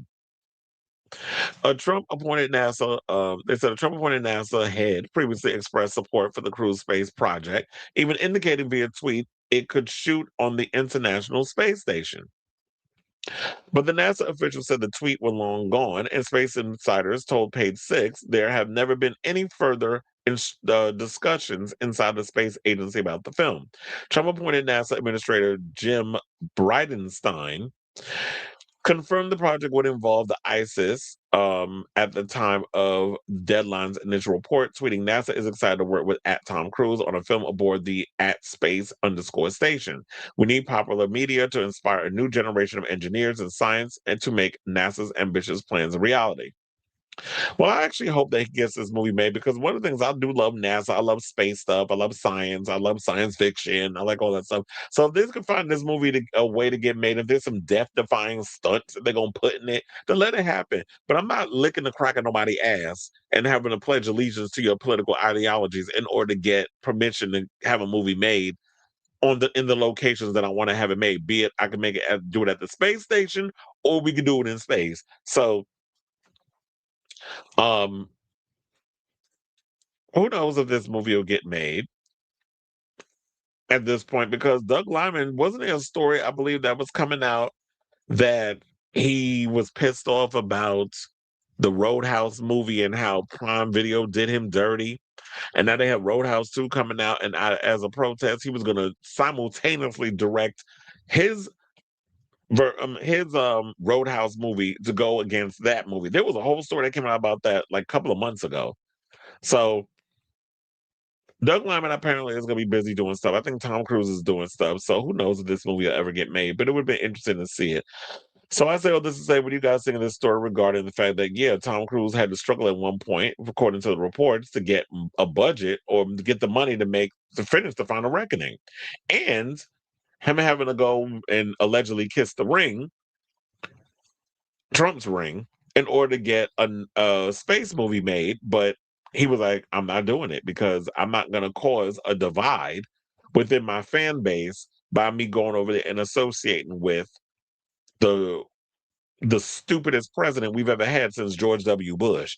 With all that being said, let me know what you guys think of this story in the comments down below. Well, this dipping his hands where they don't belong is why Trump is looking a mess lately. Before his blonde hair matched his orange face, now he's grayer with his hair, and allegedly has the A word like his daddy did. But they say his father passed away from Alzheimer's at 86. Well, my question is, if you're the president and you dealing with a whole lot of stress, right? Wouldn't that speed up the recovery? I mean, wouldn't that speed up the process? Just asking.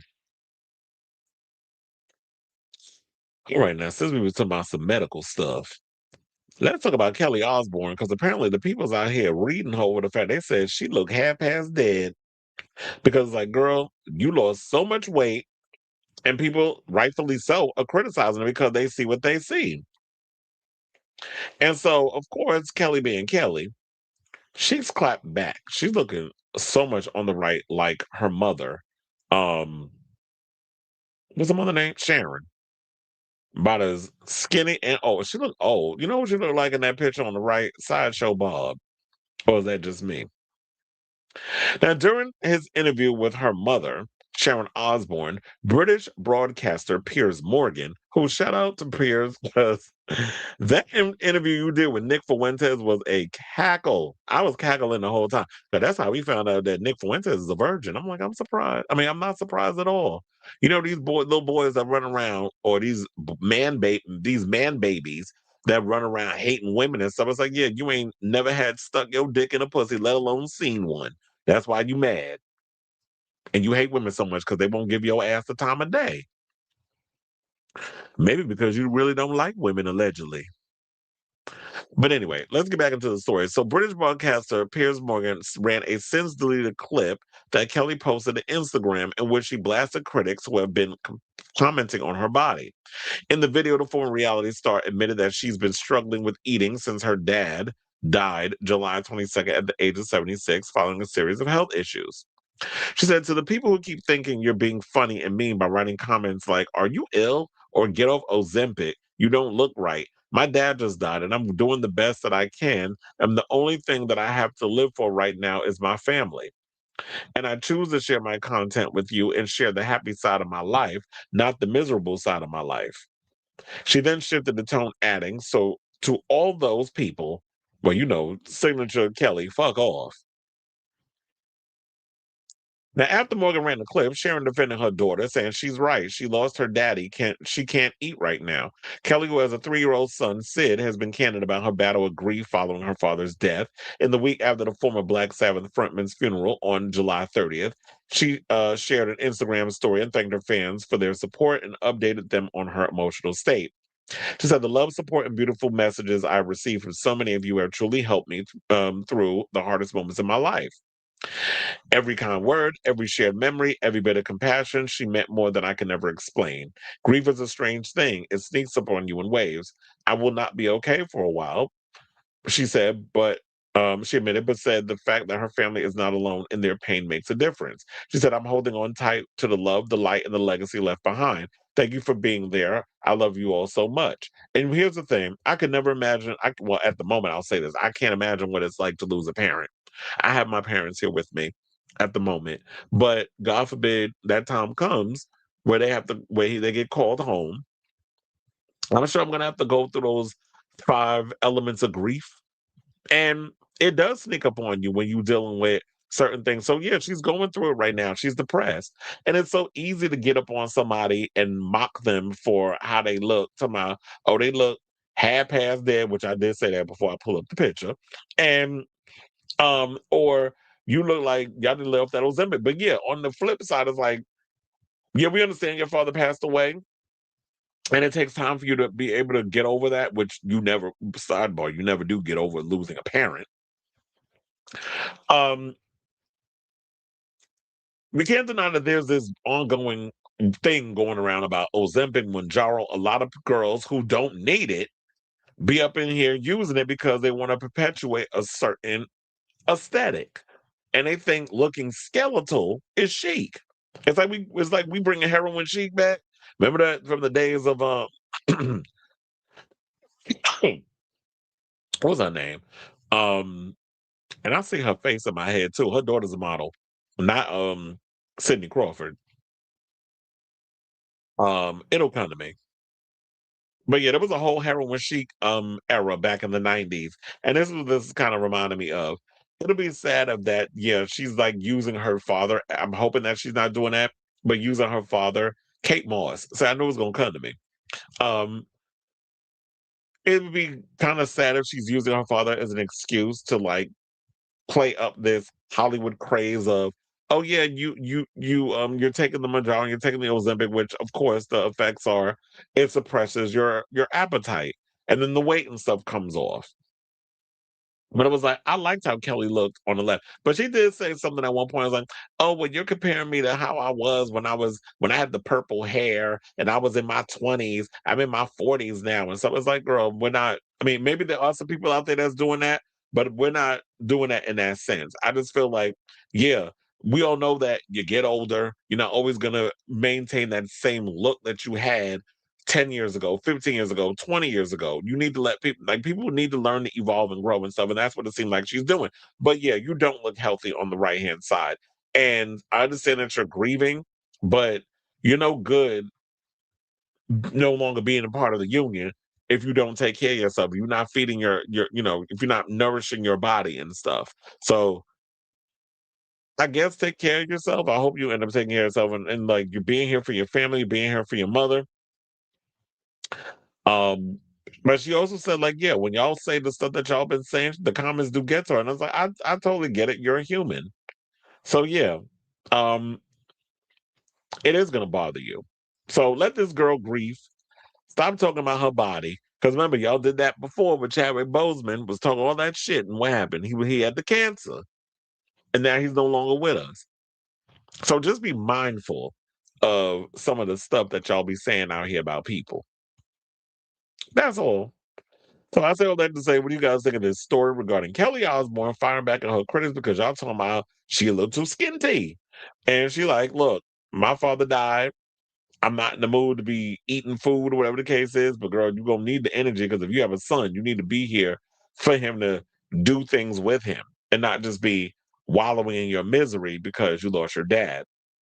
I mean, you can have those moments when you grieve in private or when you put the kid to bed or whatever the case is, but take better care of yourself. So let me know what you guys think of this story in the comments down below.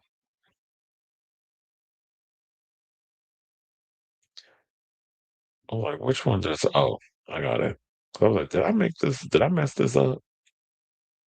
But it's the way I got it, so this is the way we're gonna do it. Okay, so now let's get into this Amanda Seyfried story. So apparently they coming for her because she threw some shade at Charlie Kirk. And this is about to be quite interesting because you have two women who are in the housemaid. One who is very much calling out Charlie Kirk, and rightfully so, for being the bigot that he is and financially benefiting from causing division amongst people and spewing hate and vitriol for a check and being a clear grifter like his wife is Tammy Faye Faker, which is what I'm going to be calling her from now on. And then you have on the other side, MAGA Barbie, Sydney Sweeney, who's trying to do a whole rebrand because when she was over there on the side of the MAGA boys, and that whole situation, and they weren't supporting her movies, now she wants to come out and say I'm against hate, but she was all for it when she did the little what was it the denim jeans ad. So with all that being said, Amanda Seyfried is not doubling down on what she. I mean, is not doubling. She is doubling down. She said, "I said what I said, and I ain't changing it." So Amanda Seyfried is not fucking apologizing for calling Charlie Kirk hateful after his death. Kirk, a right-wing political commentator who founded the group Turning Point USA, was pow-powed and unalive during a campus event at Utah State University on September 10th. He was 31. Well, you know what they always say, fuck around and find out. After Kirk's death, Amanda Seyfried, who was 40, commented he was hateful on an Instagram post about the shooting.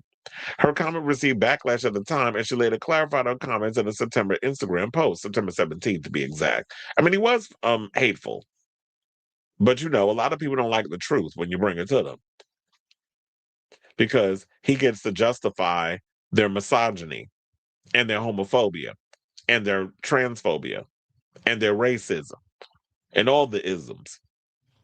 So she went on to clarify by saying the following. She said, "We're forgetting the nuance of humanity. I can get angry about misogyny and racist rhetoric and also very much agree that Kirk's murder was absolutely disturbing and imaginable. No one should have to experience this level of violence. This country is grieving too many senseless and violent deaths and shootings. Can we agree on that at least?"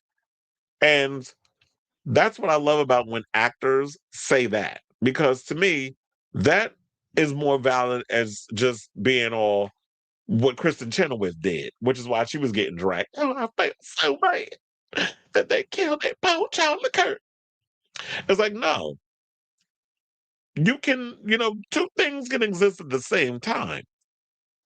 You can be upset about a person making a living financially and any other kind of, and benefiting, I should say, off of spewing hatred, racist rhetoric, misogyny on college campuses where those minds are the most impressionable because boys' brains don't develop until they're 25. So you got enough time to get up in there and indoctrinate a bunch of kids who don't really know how to compress or compartmentalize and understand a lot of what is being said. So you can go up in there and impress a lot of those minds. Because remember, at one point, Republicans were in the water. They really didn't have the voice of the youth. It was always older people until, of course, like the Trump administration, and of course, that you have Charlie Kirk and so many others, where it's like, oh no, we need to reach out to the youth. Those are where their most impressionable minds are. So we got to start planting those seeds and watching it grow. And all that was happening while the Democrats, of course, wasn't paying attention. And look where we are today. Because I've been over there so busy taking all that damn APAC money and tucking yourselves to Israel and not really paying attention to what was really happening in the good old US of A. So I agree with her on that. It's like, yeah, there's nuances. You have to understand how nuance works. It's like humanity is just not black and white. It's like you can call out the things, you can call out somebody for being hateful, but also say, like, you know what, violence is not the answer. Because when you take that one out, another one is going to pop up. Yes, of course. Until we find ways, we got to figure out what to do with that. Like, why we need stronger gun reform. You see, this boy is unalive. You think these people are so outraged that this would have been the moment they would have been like, you know what? We need stronger gun reform. They haven't done it because then you're taking money out of the NRA's pocket. So this is how far, the rabbit hole, there's layers to this. She said, I don't want to add fuel to the fire. I just want to be able to give clarity to something so irresponsibly but understandably taken out of context. Spirited discourse isn't what we should be having. In a new interview with Who, What, Where, the housemaid star said she refused to apologize. She said, I'm not fucking apologizing for that. I mean, for fuck's sake. Well, damn, she cusses a lot too. I commented on one thing the Oscar nominee told the outlet. I said something that was based on actual reality and actual footage and actual quotes. What I said was pretty damn factual, and I'm free to have an opinion, of course. Thank God for Instagram. I was able to give some clarity, and it was about getting my voice back because I felt like it had been stolen and recontextualized with what people do. Of course, she continued. Kirk was hosting his signature, as you know, Prove Me Wrong event, which I don't know why you call it Prove Me Wrong, because even when you are loud and wrong, you have an agenda that you try to get to regardless. So you believe what you're going to believe, regardless of how people tell it to you. And it's like, it's a waste of my time. I'm wasting my breath. So what's the point of me doing this whole prove me? So the headline for his Prove Me Wrong segment was a cackle. It was all a bunch of BS because we knew you was standing on that foolishness from the beginning. Which I already know what happened when he was doing the Prove Me Wrong situation. And they said it was a part of his American comeback tour where bullets started going off and they took him out. So Tyler Robinson, who they said is not even the real unaliver, is facing multiple charges, including aggravated red rum, after being accused of pow-powing Kirk. You got to come in here and look at these words, and I got to change it up before I can actually say it. Robinson, who was 22, allegedly told his parents that he couldn't go to jail and wanted to end it. Sergeant Ray Ormond of the Utah County Sheriff's Office previously told people in an email that Robinson is currently booked into the special housing unit and that inmates in the unit must wear a unaliving prevention smock at all times. They literally have them wear a smock to prevent themselves from taking their own life. I did not know that. He said our special housing unit does include being on a special watch protocol that includes more supervision and wearing the above smock. In the months since Kirk's unaliving, his widow, Tammy Faye Faker, has taken over his role at Turning Point USA, which I did see an article or it was a tweet or something. The ratings for that is in the toilet. It's not even in the top 10. And it's like because Charlie Kirk believed that women should stay at home and not work. So now you got Erica grieving ass of grifting. Sorry, not grieving, grifting ass out here trying to piggyback off of this empire that this boy built, with of course the help of donors, a lot of millionaire, billionaire donors behind him. And now she's out there trying to take over the mantle. But people don't want to hear his stuff coming from her. Charlie Kirk wanted women to stay in the house. They ain't want her out there working. And she was with the shits until he died.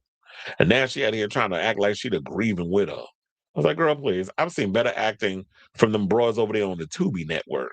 And here you are trying to give Academy Award, or sorry, Razzie Award winning performances. But shout out to Amanda. I like when the actors come out and speak out and know and feel like, you know what I said, and I ain't scared of you hoes, and I'm not changing what the hell I said. I stand 10 toes down on it. I'm not gonna be some ignorant dingbat like that old big breasted, droopy titty heifer Sydney Sweeney over there. I'm gonna actually give y'all some context and some nuance and actually come at you as an intellect rather than just some airhead that believes in a lot of right-wing psychopathic ideologies. So there you have it. I say all this to say, what do you guys think of this story regarding what Amanda said? She said, I said what I said, and I'm not changing what the hell I said. And if you got a problem with it, you can kiss my ass. So let me know what you guys think of this story in the comments down below.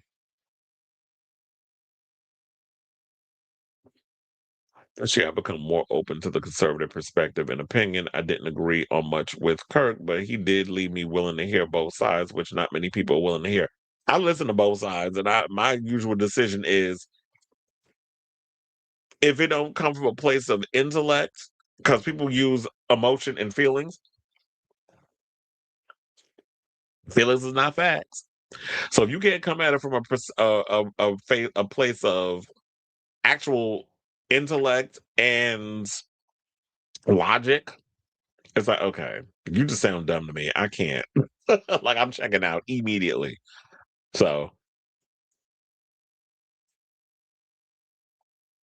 all right, y'all. So now let's talk about some dick.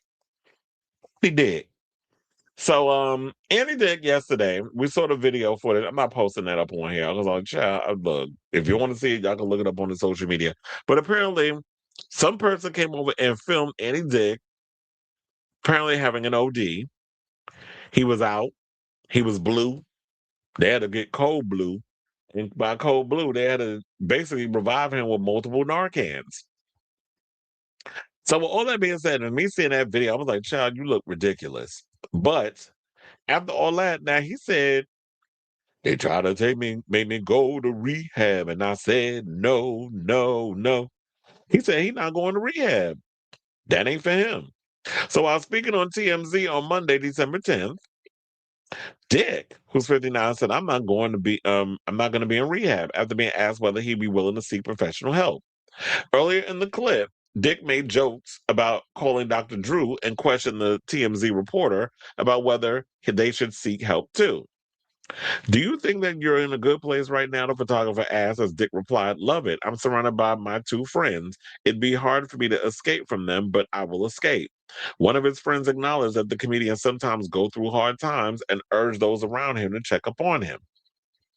The actor's reps did not immediately respond to people's requests for comment. And what are those hard times? Because if he's going through hard times and he feels like my safe space is to immediately run to doing drugs, So that's a problem. Of course, you got these people that is saying that surround him are these enablers. Because if he's saying he don't need help and he's going through all the things, the worst part is the top of 2026. We hear Andy Dick dead at 59. Do we give our thoughts and prayers, or do we give like, well, you had every opportunity to clean yourself up, and you felt like you didn't hit rock bottom? Like I try to be as empathetic towards addicts as I possibly can, but sometimes y'all make it impossible. Um, the comedian then reportedly spoke to TMZ and told the outlet he was alive and okay, though he did not elaborate on the incident. As previously reported by People, the LAPD confirmed Dick was taken home by a friend after the incident. LAF, and it says a LAFD spokesperson told the People, I can confirm that we did respond to an intersection on Highland and Yucca at the 7-Eleven. Child, you know, they got 7-Elevens everywhere in freaking LA. There was never a time when I would walk by and there wasn't a 7-Eleven. At 3:14 p.m. for the 59-year-old male, though they declined to confirm the patient's name according to, it said according to the HIPAA law. But we did respond to that location for an OD. He was not transported to the hospital, the LAFD said. The LAFD did respond for an ambulance OD, the LAPD added, while also declining to confirm the subject's name. They said this was a medical emergency issue. Dick, who has 3 adult children, son Lucas, who's 37, Jacob, who's 31, and daughter Meg, who's 28, has struggled with alcohol and drug addiction in the past. In June of 2021, he was also arrested on suspicion of assault with a deadly weapon. A rep for the LAPD confirmed to People at the time. He was later released on $50,000 bail. Saying it was just the worst week with him, Dick's former fiancee, Elisa Jordana, said during a live broadcast at the time on her Kermit and Friends YouTube. She got a YouTube show with Kermit? So it was getting worse and worse and worse. And just every day there was some kind of problem. And there were signs that this was going to happen. Jordana split from Dick 1 month after the incident and said that at the time that she felt relieved the comedian was in jail because she believed some people in his circle were more dangerous than people in jail. Dick was also fired from a movie back in 2017 over sexual harassment claims. At the time, he addressed the allegations on The Hollywood Reporter, insisting, no, I didn't grope anybody. I might have kissed somebody on the cheek to say goodbye and then lick them. That's my thing. Well, child, in this day and age, you got to stop putting your tongue on people. You don't know where people's faces is at, and I don't know where your tongue been. So he denied that he intended to commit sexual harassment. Well, look, some people consider that sexual harassment. Maybe there's like, oh, I kissed him on the cheek and I licked him. They consider that harassment because you harassed my face.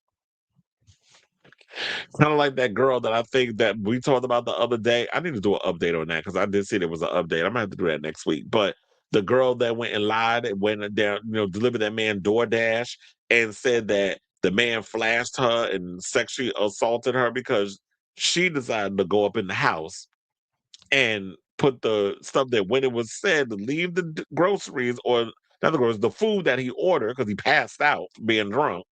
Probably did the order, passed out on the couch, left the door ajar.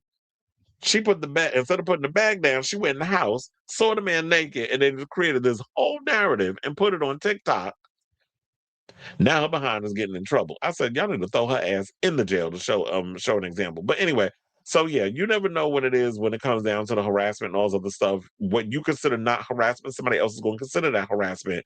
But I guess I was referencing the two because this girl went and made up a whole narrative about being sexually harassed, whereas he may not consider what he did to that person sexual harassment, but that person may assist them consider that is because they felt uncomfortable and that's not something they would want you doing, even though that's your thing. That was a thing. And people just looked the other way about it back then, but people are just too sensitive now. Where it comes with, I don't want anybody licking on me, I don't want anybody touching me, and all this other stuff. So you got to be mindful of that. But actually, I've always liked Andy Dick back in the day. What was he on News Radio with Kathy Griffin? And then he also was Daphne Aguilera. Remember that? And so Andy's been out here doing stuff, but I guess we haven't seen him in a month of Sunday. So maybe that's why he's depressed. He's struggling. as an actor. And so to numb those pains and to deal with the demons or whatever it is he got going on, he's been resorting to drugs. So I hope he gets it together before he ends up being the next celebrity that we gonna hear about from all the trades that died from an OD or taking his life. But they'll call it a accidental overdose. So so I said all this to say, what do you guys think of this story regarding Andy Dick said, I don't have a problem. I ain't going to, I'm not going to rehab. I don't see look, I like to get a little high and cool the brown every now and again, but I don't have a problem. He would say something or another. He likes smoking crack, and I'm like, child. First of all, crack is whack, and number two, I don't think you having to be revived by multiple Narcans was crack. That was something else. You was on that same stuff Matthew Perry was doing. Crime minds want to know. So let me know what you guys think of this story in the comments down below.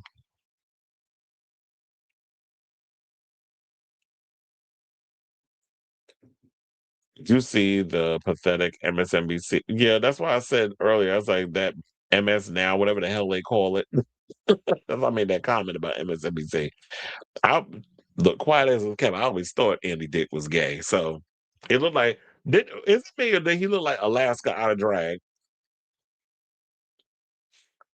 Drag race. Lanier says, I remember when he was on Dancing with the Stars and he talked about overcoming his addiction then. Many were pulling for him after hearing this. We just might sadly be hearing of him passing. Yeah. Like some people just can't seem to. No, addiction is such a hard thing to overcome or to not even. I don't even think you can overcome it. I just think you just have to find a way to maintain it. I mean, you could be correct. He might have. I just don't remember because I haven't been keeping up with him like that. So yeah, you might be right. He probably did come out as bisexual. All right, y'all. Damn, this is the show going by quick. So we got about 4 more topics left. So before we get to our final four, if you have not already, please do me a solid, hit that like button. If you're new to the channel, hit that subscribe button, and also be sure to smash the notification bell. So that way you know when we go live with a brand new episode of Chris Avalon Unfiltered. So without further ado, let's get into this story. So the more I hear about Gwen Stefani, the more I'm starting to really dislike her, and I can't even get into her music no more. Because I was a big Gwen Stefani fan. I loved her, and no doubt, I grew up listening to a lot of her music. I even like the solo stuff she did. But now with this freaking anti-abortion app that she's been promoting, and even going as far as doing puns to her hit songs and changing it up to fit that new church, uber religious, cuckoo for Cocoa Puffs cultish demographic, can't get past the white equivalent of plastic tiara, and I'm saying plastic because it looked like she got a lot of plastic in that damn face. So uh the Tammy Faye of 2000s pop, Gwen Stefani, was dragged on social media after she decided to change the lyrics of her hit single "Hollaback Girl" to promote, her anti-abortion prayer Hallow app. Now, Christmas is a time for giving and sharing, but one unexpected gift from Gwen Stefani, some critics say, should come with a return to sender tag. The No Doubt singer is partnering with prayer app Hallow, a move that blindsided many of her decades-long fans. In a sponsored ad earlier this month, Stefani promoted the service, which is said to enable its users to get closer to God for a monthly or yearly payment plan. Why is it always that in order for us to get closer to God, y'all need money? Why is it always that? So when it comes to God, well, this old imaginary sky daddy, like you can get in contact with him for free. Why I need a whole app in order to get in contact with him or to feel closer to him? Just the Joanne the scamming, like what is up with? And I feel like we're just in a place now in this country where people are so unabashedly willing to steal and grift from their own fan base and disguise it under God and all this other mess. Just profiting. What's wrong with y'all? She said it's important. This I would play it for y'all, but I'm not even going. I'm not even going to have to. I'm not. I don't want to indoctrinate y'all with the BS because I watched the video earlier and I was like, I can't. So it is important this holiday season to spend time in prayer. That is what Christmas is all about. Letting God into your hearts and letting Jesus bring us his peace, said Stefani, dressed in all white and wearing a crucifix. Download Hallow and join me and millions of others in praying every day this Advent and Christmas season on Hallow. But I think the thing with Gwen Stefani was back in the day, she was always a bit of a Jesus freak. She never made any qualms about the fact that she grew up Catholic, whatever, and that's fine. I'm all for people believing what it is that they want to believe in. If you believe in God, Yahweh, whatever the hell you want to believe in, go ahead and do it. I'm not judging that part. I'm judging the grifting aspect that comes with a lot of this religious ideology, with a lot of this mega church bullshit that a lot of these people are out here from her. Then you got all of a sudden MAGA Minaj out here, all of a sudden giving a good goddamn about Nigerians and Catholicism or Christianity or whatever. I'm like, girl, you don't even know what the hell's going on and the real reason why they trying to get their hands on Nigeria. They ain't got nothing to do with no damn Jesus. So she captured the paid partnership post with the comment, the season of Advent has always been a reminder to slow down, even when everything around us is moving so fast. It's such a special time to reflect, pray, and make room in your hearts for Jesus. Since launching the promotion December 2nd on Instagram, Stefani's post has captured more than 19,000 likes and almost 2,000 comments. Many are critical, none more so than a bit fruity podcast host Matt Bernstein, who pointed out that Hallow costs $70 per year, including prayers and meditations that carry anti-abortion messages, and his connections with Vice President and has, sorry, connections with Vice President J.D. Vance and conservative venture capitalist, that greasy homosexual, Peter Thiel. So the people in the comments, wait, hold on, because I'll actually pull that video up for y'all to watch because it comes with the stitch, where you can get an idea of the behind the scenes connection. I was like, I'll pull that one up, but I don't want to pain y'all with the other mess. I think that's it. Let's see. Okay, please hold. Wait, is that it? No, it's this one. In this holiday season to spend time in prayer, letting God into our hearts and letting Jesus bring us his peace. Download Hallow today. It's the most wonderful time of the year, aka when Gwen Stefani shills for the right-wing anti-abortion pay-to-pray app, Hallow. And if you're feeling like you've missed a few chapters of late-stage capitalism meets religious grifting meets your favorite Y2K celebrity, I am here to help. Hallow is a daily pay-to-pray app that costs $70 a year. Before tax. God's not cheap. The app started with millions of dollars in funding from J.D. Vance, who believes that unmarried women are destined for misery, and from Peter Thiel, the billionaire puppeteer behind the Trump administration, who believes that America started going downhill when women earned the right to vote.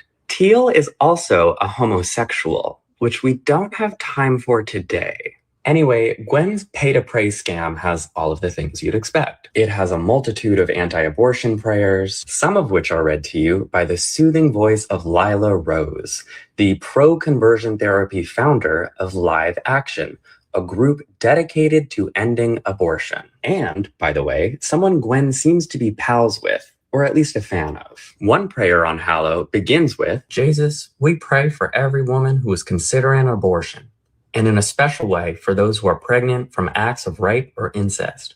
May every woman know the goodness, gift, and beauty of her own life, and so be able to receive the gift of her child's life. In other words, we're really sorry about what your uncle did to you, but Now I know this sounds really extreme and deeply unpopular and incredibly regressive and violent, and it is. But if you're J.D. Vance or Peter Thiel or any of the deeply evil men who believe in this crap, and you're looking for a way to get no abortion even in cases of rape or incest into the mainstream range of acceptable viewpoints, what better way to do that than by recruiting everyone's favorite Hollaback girl? Hollaback girl, more like Hallow app girl.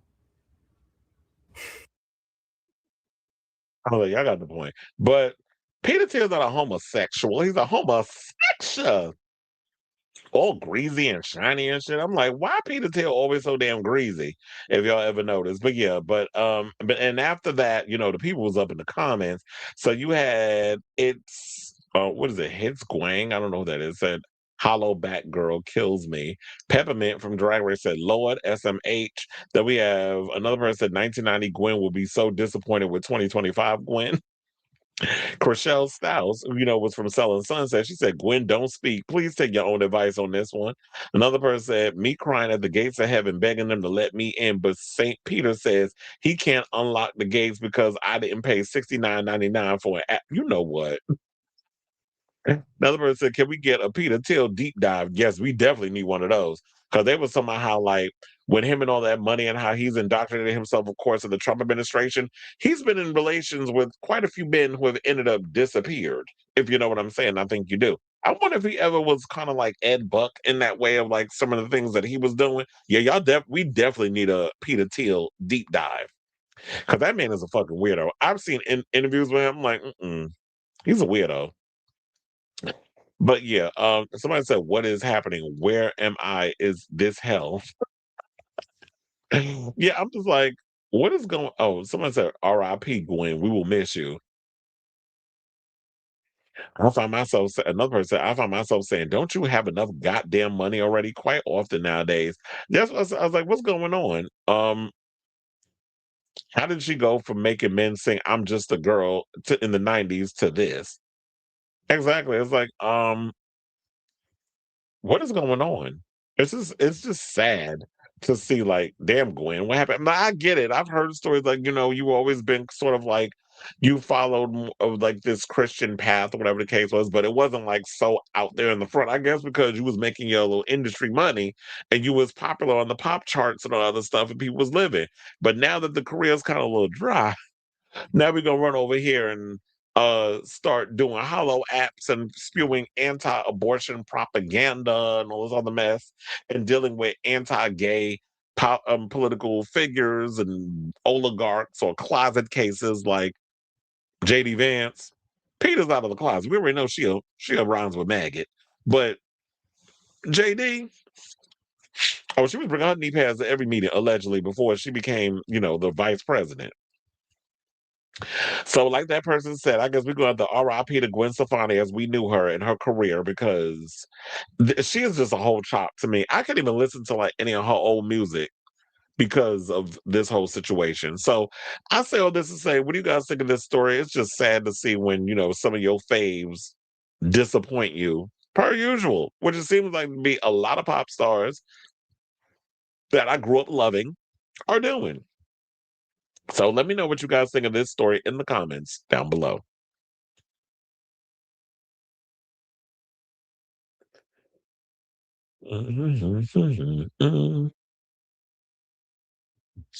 I was introduced to as a solo artist. One of my earliest memories is dancing to the Sweet Escape, and it's unfortunate that Gwen suddenly decided to chase the wrong trends. Okay. And yeah, because then she started trying to go a little strict with her music, and people like, what is this? Like nobody was feeling this new musical direction. Maybe she needs to go back and beg Pharrell for a hit, when he's busy not telling people to soundbite shit. In the words of Medea, hallelujah. She is living for the Lord. Okay. What a crock of shit. Okay. That's literally what it is. I don't trust any Christian slash Bible app that has ads in it. I'll just child, that'll be like the equivalent of Grinder. That's why I got rid of that. Because I'm like, what you not going to do is indoctrinate me with a bunch of damn ads. I'll just read the Bible in my house and pray how I see best, which is well, first of all, that's what you should do. Whatever type of spiritual or religious path, well, I would say more spiritual. Whatever path you decide to take regarding your spirituality or whatever, that's what you should do. You shouldn't have to be listening to somebody. Well, in order for you to feel closer to God, you have to download this app. So you want me to spend $70 a year on a damn app when I could just be on my knees reading and praying for free in my bedroom? I think Apple only wanted to say something. Didn't say anything. I just now finding out Peter Thiel is a sissy. Oh, she is a greasy sissy. I felt for the moment she got with Blake that at some point she was going to stray from her image of women's liberation. I was hoping she'd prove me wrong. You're not the only one that said that. I remember, like, we've told on this show many a times, Robert has said that in the comments, not only in here. I don't know if he's ever said it in the comments here, but when we've had off camera or, conversations, that's kind of been the overall assessment that her getting with Blake Shelton, she's kind of just changed or become more indoctrinated, I guess, into his conservative beliefs. And it's like, girl, you want to be caught up with a man that damn bad. And there was rumors recently that came out that their marriage is on the rocks. And so they were just saying, then they were out shopping and trying to show like um they are on good standing or whatever the case. So, okay, whatever. I hate like these little carefully positioned photo ops, kind of like with Sydney Sweeney and Scooter Braun. It's like, just live your life. People gonna say stuff. Petered Geen Teal, okay? Because he's giving Ed Gein tease without shining. He look. Opportunism comes in endless forms, absolutely. On a positive note, Love Angel Music Baby is still centered as a pop Bible. But that was a good album. All right, y'all. So now let's get into some homosexual news. And let's talk about Jonathan Bailey. Now, I'm like, is it possible that gays could be straight baiting? I don't think we could. I mean, I've heard of straight acting, gays that go and put on this whole facade of trying to be straight for the cameras. But now people out here saying that Jonathan Bailey is straight baiting them. I'm like, okay, y'all just be pulling stuff out y'all ass just to justify whatever BS y'all got going on. But anyway, let's get into the story. So Jonathan Bailey, the Bridgerton actor and People's 2025 Sexiest Man Alive, has found himself at the center of a polarizing online debate, sorry, one that spotlights the lingering inability of many to comprehend openly gay male celebrities in lead romantic roles. Well, yeah, we've heard this conversation many a times. We said Simu Liu talk about that he wants to see Asian representation where Asians want to be the leads in rom-coms or romantic roles. Why can't we have a gay doing it? I mean, Jonathan Bailey was in Bridgerton. So if he could pull off being heterosexual then, y'all didn't know he was a friend of Dorothy until you found out in real life what his tea was. And then we saw him in that fellow traveler show, which, child, if y'all thought the sex on that hockey show was spicy. But they said the question is it even a thing? Or let's say, well, here's one thing we haven't that we didn't have on our 2025 bingo card. People accusing Jonathan Bailey of straight baiting. Someone even said he's the first ever straight baiter. The question is that even a thing? The short answer is sort of, and this isn't the first time it's come up. It's been discussed before on social media, also becoming the subject of Reddit forums and magazine articles. Essentially, what it refers to is someone or something presenting as straight, but in reality is not. It's the exact opposite of queer baiting, where someone or something presents as being queer without actually identifying as such. Now, in 2018, people said Brokeback Mountain was the example of straight baiting, as its advertising used the film's mixed gendered couples in its marketing. This appeared to have lured numerous people in who probably wouldn't have gone to a gay film, and had they known that was what that was. Wait, what? They said wouldn't have gone to a gay film had they known that was at its core. Okay, queerty. Y'all need to proofread before y'all hit send. I'm like, that sentence did not make no sense. I'm sitting there looking like, okay, did I forget how to read? Anyway, people highlight that the same tactic has been also used in marketing for Call Me By Your Name and Black Sales. I've never seen Black Sales, but Call Me By Your Name, I don't remember if they were ever any kind of straight baiting going on. On Twitter on Wednesday, that would be December 10th, someone shared an image of Bailey from his recent shoot with Cynthia Erivo for Wonderland. He's the first ever straight baiter, the person wrote alongside the image. Well, y'all do know that Cynthia Erivo is dating a woman, right? So where was he straight baiting? Cynthia Erivo's dating Lena Waithe. So I don't know where y'all got that from. That incited a range of responses, with many people deeming the accusations crazy. Someone else said, "I fear we're losing the ancient text," while another Twitter user said, "We are losing a plot." Others pointed to Ricky Martin being the first ever straight baiter, and while the person behind the original post later said it's a joke, it definitely started a conversation. Jonathan Bailey isn't straight baiting us. He's just being his beautiful, thoughtful, loving, handsome self. It's not his fault he makes me want to throw his phone, wrote one person. We can understand in a context of Bailey, the accusation of straight baiting could be levied against him. Here's the thing. I think what people coming on with this whole straight baiting thing is because when you look at someone like a Jonathan Bailey doesn't come across as your standard um gay man. People look at him and they automatically assume, I think, well, yeah, let me pull up the Twitter thing. It's like they look at him and they make an assumption thinking like, oh, this guy, he's good looking. He doesn't come across as like a stereotype, like he's not overtly effeminate. He's got basically your Hollywood good looks. First of all, he's another one that's British that got those ears. I'm like, child, him and Russell Tovey, don't put them two in the room with me. So yeah, so they was about the Wonderland shoot. And then one person, he went to the Ricky Martin School of Straight Baiting. Art gets interesting when confidence meets playfulness. So I think it's like he's someone who is confident in who he is. And he's a good looking man. He's very sexy. He does exude sex appeal. So I'm not gonna hold you on that. But for them to go around and say, like, okay, straight baiting, this sounds totally stupid. It's just like, what the hell is, I mean, I know they explain what straight baiting is. It just sounds so dumb. It's just the fact that, look, we're not a monolith. And we say this about every minority group. We're not a monolith. Black people don't all move and act the same. Women don't move and act all the same. Gays don't move and act all the same. So we're not a monolith. We all come in all different shapes, sizes, and mannerisms. So not everybody out here is gonna be pop dipping. Not everybody's Frankie Grande, child. Not everybody's a full-on queen. There's some people out here who are butch. There's some people who are a queen. Then there's some people who are butch queens that embody both. And I don't know, it's like this whole thing with Jonathan Bailey, it was like, y'all just be coming up with some of the stupidest shit. Let me see if there's any more else to add before I can get up on this. And they said that, yeah, he's taken over a number of roles, gay and straight, such as Timothy Skippy Laughlin in Fellow Travelers and Dr. Henry Loomis in Jurassic World Rebirth. The former featured Bailey in a number of steamy and kinky gay sex scenes with Matt Bomer.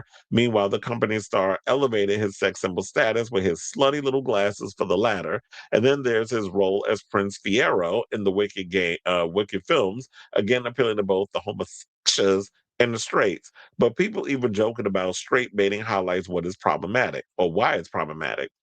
Just like queer baiting, it seems predicated on anachronistic.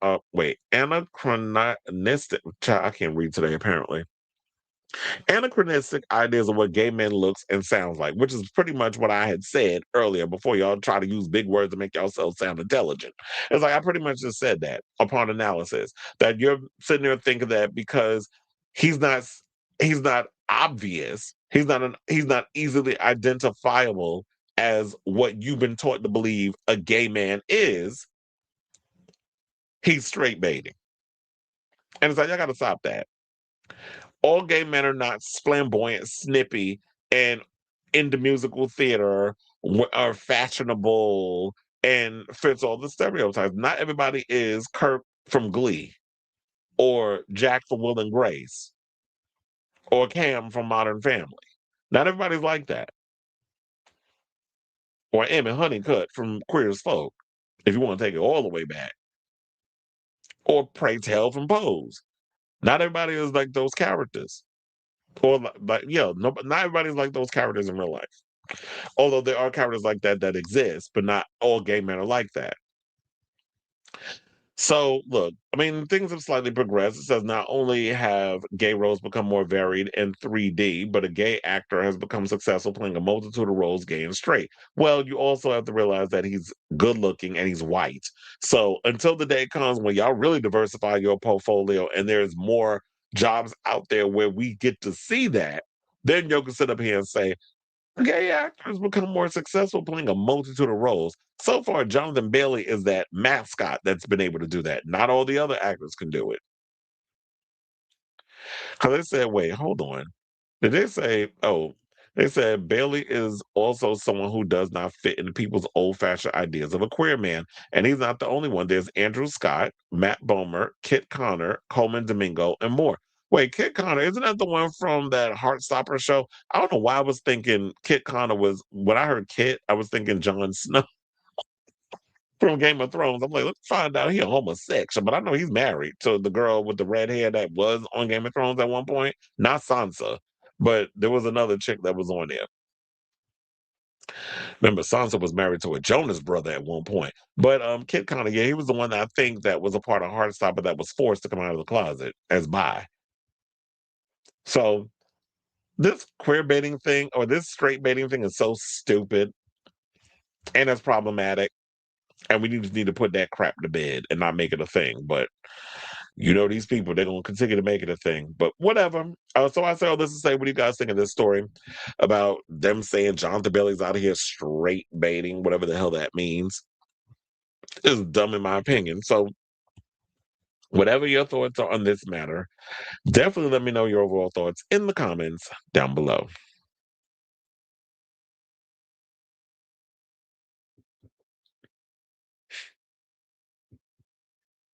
No openly gay actor has ever won an Oscar for playing a gay role. Maybe he'll be the first. Well, we'll have to see because, you know, like the many conversations that has been had in Hollywood is that you have someone who, you know, you're openly gay, you want to play the gay roles, but you're too flamboyant for their part. And then they give it to the straight actor. The straight actor is applauded for playing the gay actor because, oh, you're so brave for playing the character. And then you're rewarded for it.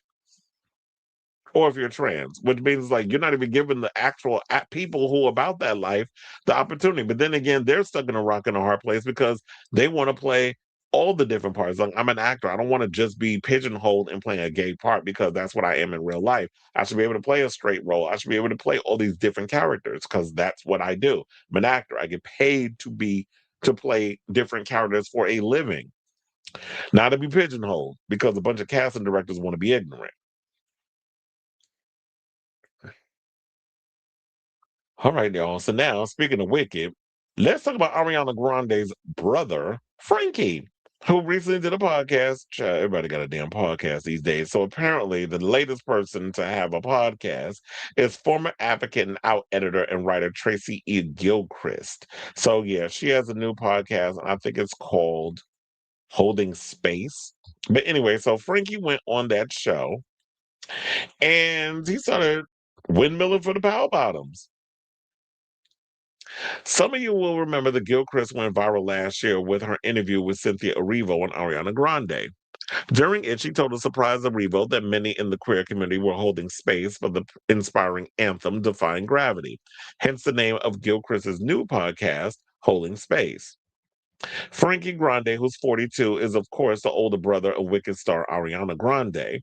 In his conversation with Gilchrist, Frankie discovered his initial mixed feelings about the original musical production of Wicked, his sister's support of his 12-step recovery, and the album of space pop rock bangers he released this year, Hotel Rock Bottom. Part of the discussion involved around Grande's song Boys. He released a video for the track in the summer in which he's wearing makeup and flirting with guys in a locker room. He said he wanted to make unapologetically queer content that's not afraid to embrace his femme side. Well, that's cool or whatever, but overall, the sonically, the album just wasn't for me. Like when you talk about um space pop rock bangers, it was like you were trying to give us Ziggy Stardust and gave us something else. Now, Frankie said he found it weird and interesting to see the other femme gay men butchered up in locker rooms or at the gym, saying, really, gay men like me go into that locker room and the clothes come off, and then all of a sudden we have to butch it up to attract other men, which I think is very weird and interesting, right? I think that's also what's also, he said, I think that's so interesting to watch these really queer, very effeminate men like get into their towels and be like, yo, bro, what's good? And it's like, whoa, what is that thing where we're not allowed to be like overly queer or overly femme in those settings. Even if you're in there to have sex with another man, you still have to be masculine presented. You cannot be feminine in those settings. And so I wanted to reclaim that space for the queer femme to like re-own Power Bottom. It's like we do most of the work, bitch. Do you know what I'm saying? He continued, it is a Power Bottom anthem. Like, why are we shaming Power Bottoms? You tops need them. We serve a purpose in the community. Well, he would absolutely be correct on that. It's like, first of all, if it ain't for the bottoms, who would we have to stick our peens in? So I do feel like people need to put some respect on the bottoms' names and show that, you know what, you got to have respect for them. Like, they're not just some vessel for you to pound away at. They've got feelings. They're emotional. They work, hard to clean themselves and have to starve themselves for half the damn day just so they can get like 10 seconds of some meat and potatoes. The potatoes smacking them in they crack, and the meat hitting them, where they need to hit it. So we got to stop hating on the power bottoms. So I agree with Frankie Grande on that. Now, talking about Wicked, Grande says he has a novel. He read the novel at college and loved it, and was so excited about it that he basically, he said he also saw the Broadway production when it was in previews, and loved Kristen and Edina in it, and Joel Grey, but was so disappointed because it was so lighthearted and the book is so dark. And so I, as a fan for the book, was like, well, they Disney-fied that. What a missed opportunity to make something dark. But I'm like, a horror fan, so it makes sense that that was my reaction.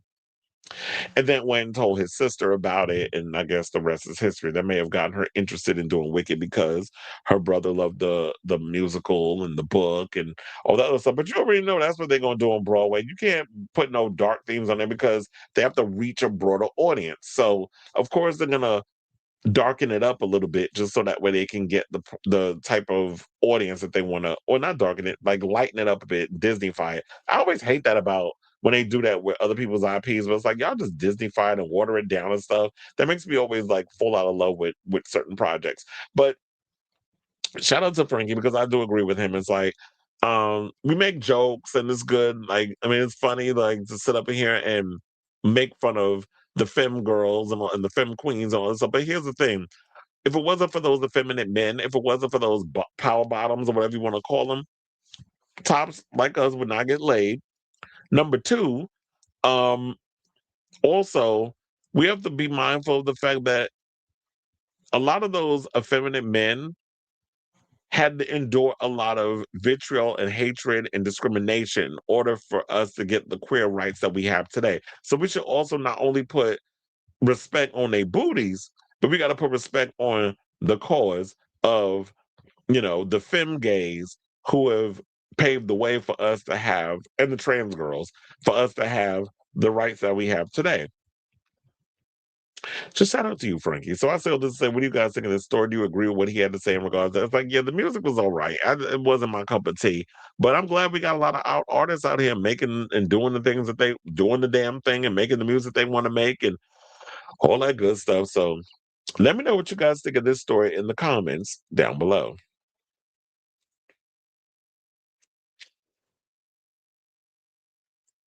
Okay, y'all. So now let's get to our final topic. And let's talk about some Pornhub. So apparently, it looks like we've been holding a mirror up to society as of late because a lot of these girls, they like to run around passing judgment, condemning the homosexuals and this, that, and the other. But it looks like a lot of y'all been over on Pornhub and we've been finding out what y'all been into. So yeah, holding up an uncomfortable mirror to a society in which libidical plus people are under increased scrutiny and attack, it turns out people of all genders and sexualities, they love libidical plus themed adult content, and that searches for such videos have risen across all parts of the site, according to Pornhub's 2025 year in review. Among the winners, terms like lesbian, transgender, and femboy.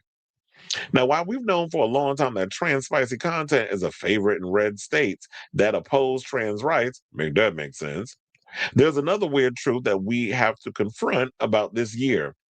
Femboys are broken through the Pornhub top 10 in global searches for the first time ever.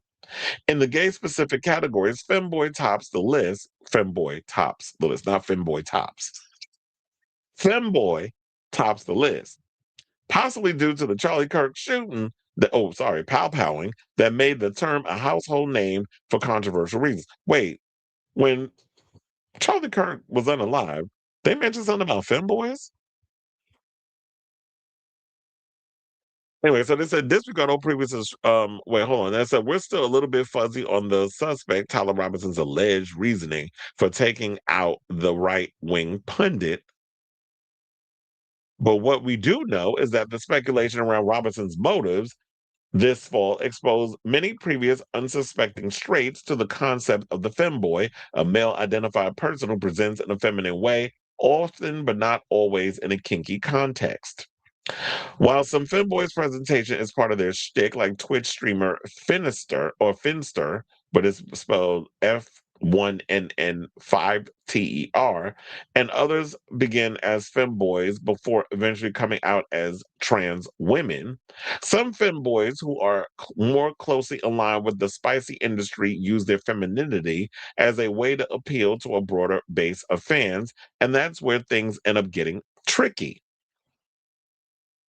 As trans TikToker Saber has explained on her page, femboys and alt-right extremists such as groypers, i.e. Nick Fuentes, that was always one of what a groyper was, because I would always hear political pundits like Kyle Kalinske use that reference.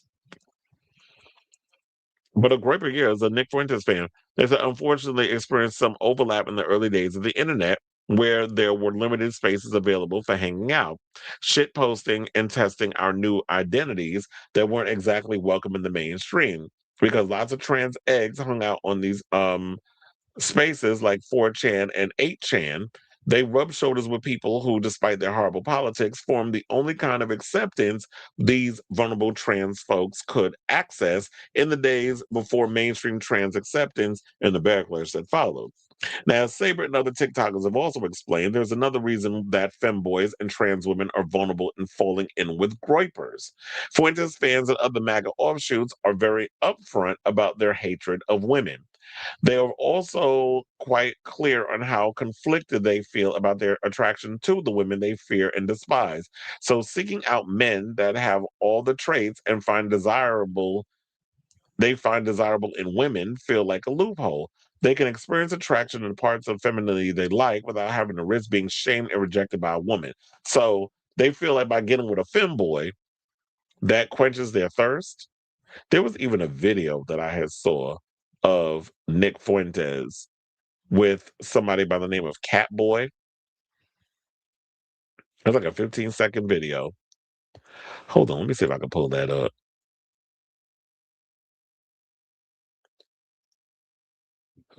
Yeah, so here it is.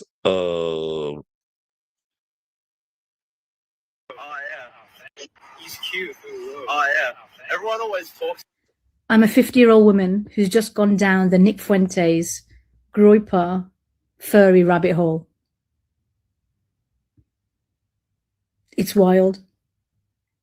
He's cute. Yeah, then some of the comments basically went on to say, do you have a better understanding of the CK situation now? I'm wondering because I'm in my 50s and don't get any of this. Were you talking about like the Charlie Kirk situation? I don't know. I just feel like a lot of these boys are just lost. And do you have these people that just came in and swooped down and has taken pretty much advantage of them where they're at their most vulnerable? One person said, no, no, no, no. There are just some things I cannot do. I know too much already.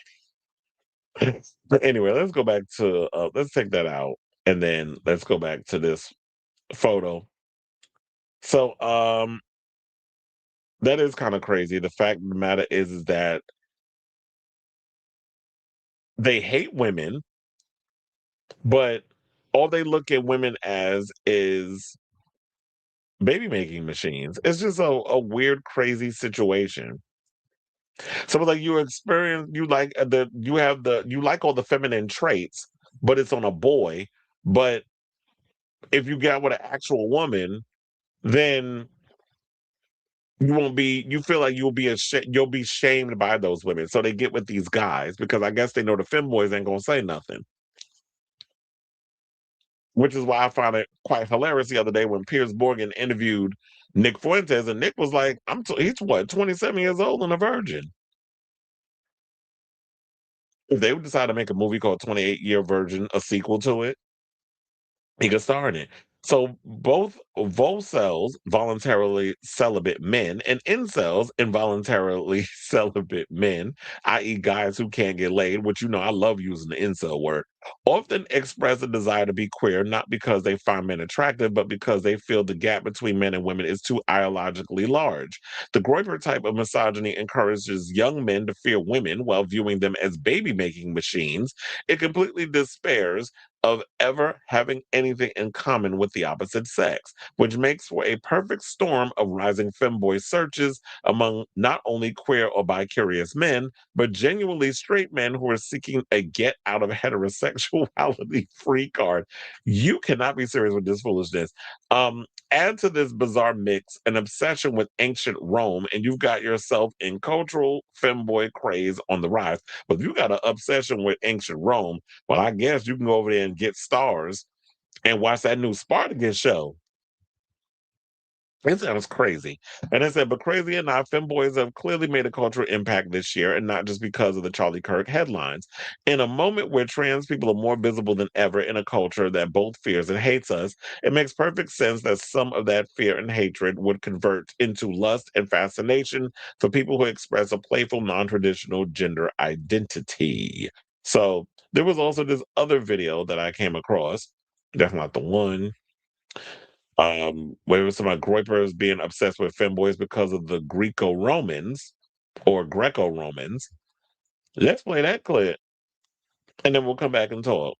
Look at this little education segment. Please hold. Groypers are obsessed with femboys because of the Greco-Romans. When Elon Musk did the Roman salute, he's a Groyper. I'm so excited that I can say things like that, and y'all don't immediately just go, this, what? Even though most of you are, you're still listening. You're still here with me right now. And that warms my chronically online heart. Nick Fuentes, the king of the Groypers, dated a cat boy. They are literally the jokers of the alt-right. Literally. The clown world, Honkler, Pepe the Frog, Honk Honk, that was them. The obsession with the first Joker movie, literally just causing anarchy. Hey, guess who that was? This is why I say it's one of the least punk things to just have sheer anarchy, just violence. Look, I'm gonna keep going. I've been talking about this stuff for years, but I need y'all to pay attention. I need y'all to ask the questions. I need you to bridge the gap between me and you and your family and your coworkers and your peers. I'm too woke. I always have been. I'm chronically online. You guys have to do the work. I will explain it. You have to convey it so we can normalize and talk about these kinds of conversations we should have been talking about up until now. Groypers. Okay, so there we have that, and we might be almost done with that. So yeah, so they said, I think I read that sentence. So it said, we see all these themes on Instagram Reels and TikTok about fracking, or cracking, not fracking, or might be fracking. Remember, that was the F word they use over on Battlestar Galactica. Cracking femboys and dudes arguing why it's not gay. One Redditor recently wrote, a lot of straight dudes get into arguments about why it's not gay to like femboys, but I keep wondering why they don't just say, who cares? Whether or not it's gay isn't the point. These people do care deeply about how they identify. For people who haven't unpacked or examined their sexuality, there's an exotic pull towards the unfamiliar, especially if it appears in a slightly more socially acceptable package. As we've seen this year with so many MAGA and MAGA-like influencers, denial can be a way of life, and the closet can be so deep, you can end up spending your life in there if you're not careful. And yeah, you don't want that to happen. But anyway, there was some other stuff that was going on, because while we were unpacking that, what else was y'all looking at over there on Pornhub? So yeah, there was about femboys had an incredible 2025 as the term became not only the #1 search on Pornhub gay, knocking Twink out of its years-long top spot, and this is from them, by the way. Shout out to them. But catapulted into the top 10 categories site-wide, up 15 spots from last year. Some of the terms that saw a huge increase in the last year included cute femboy, sexy femboy, and femboy hentai. Honey Paint, a top-ranking Pornhub gay account that features two femboy sissy twinks, say that 10 times fast, as per their page, told Pornhub that a femboy is someone who openly expresses femininity in their appearance, style, or spirit while remaining comfortable, benign, recognized as male, regardless of the individual's gender identity. It's really amusing to see the popularity of the tag femboy and other similar genderqueer search terms rise, Honey Paint added. I have a lot of fans who reach out to me telling me that they're straight but still love watching my videos. It seems that for a lot of straight guys, and they have straight in air quotes, attraction is often more rooted in their perceived femininity of someone rather than a gender identity. As the stock of femboys rise, the fate of porn featuring straight guy corn, I should start saying the other word instead of the P word, has fallen. Searches for straight on Pornhub gay tumbled 9 spots to 19th place, just above cruising, and 2 spots below cute femboy. Notably, straight guy's first time is still in the is in the 6th spot, though it was knocked out of the top 5. Site-wide, LGBTQ content rule, with lesbian being the top viewed category of 2025 of 3 spots. Lesbian is a category in term that often landed in the top results, but this year included WLW content featuring searches for lesbian scissoring, lesbian MILF, and lesbian strap-on. Oh. And possibly contrary to popular narratives, it's not just men watching. Lesbians was the most viewed category by women on the site. But why would anybody be shocked? One person said, they said searches for trans also flew up 5 spots to the second most popular overall category on the site. What's happening in 2025 is more than just an increase in views. It's a cultural shift. Pornhub ambassador Natasha Dreams, who is trans, said in part of the report. For the first time, trans-led content is the second most watched category in the industry. People are finally seeking out stories and performers who break old ideas about gender and sexuality. It's amazing to see viewers become more open-minded and interested in authenticity. I feel like that's what's happening, and we have a government that's just trying to indoctrinate itself in a place of trying to change all that up. But you definitely see like there's 1% of people that try to push in these things to dismantle trans rights and deny trans people health care and trying to get rid of all the porn. When quiet as it's kept, a lot of these Republicans be the ones out there watching all this mess. But I don't call it mess as a mess, but I'm just saying mess in general.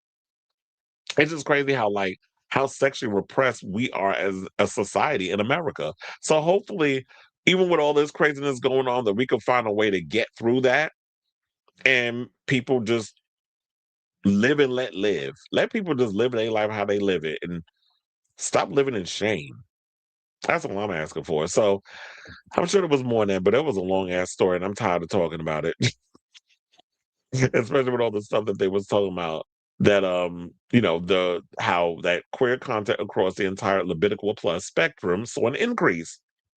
So a lot of people seem like they're coming to terms with their queerness and bisexuality and watching a lot of these videos in secret. So I want to hear from y'all. What do you guys think of this story? Are y'all surprised by this latest stories regarding, Pornhub's new statistic or data where they're basically talking about how all types of categories during the Levitical plus spectrum, people are seeking them out, particularly feminine appearing men and trans porn, lesbians watching, including women watching girl on girl action. That's why I said if only people stop being so goddamn uptight. We're the most uptight, sexually repressed country in the world. But anyway, let me know what you guys think of this story in the comments down below.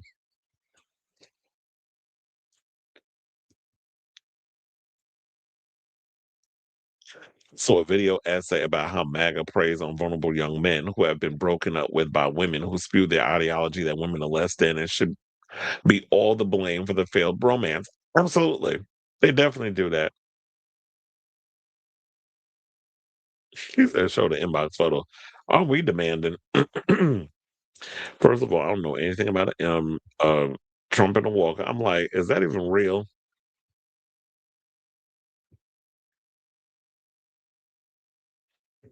Who knows? This could be AI.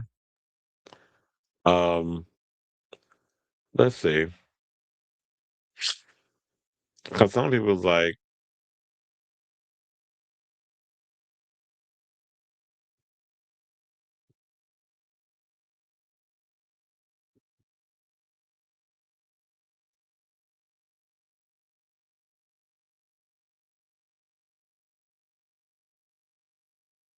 okay. Let's see if I could pull the picture up in here. For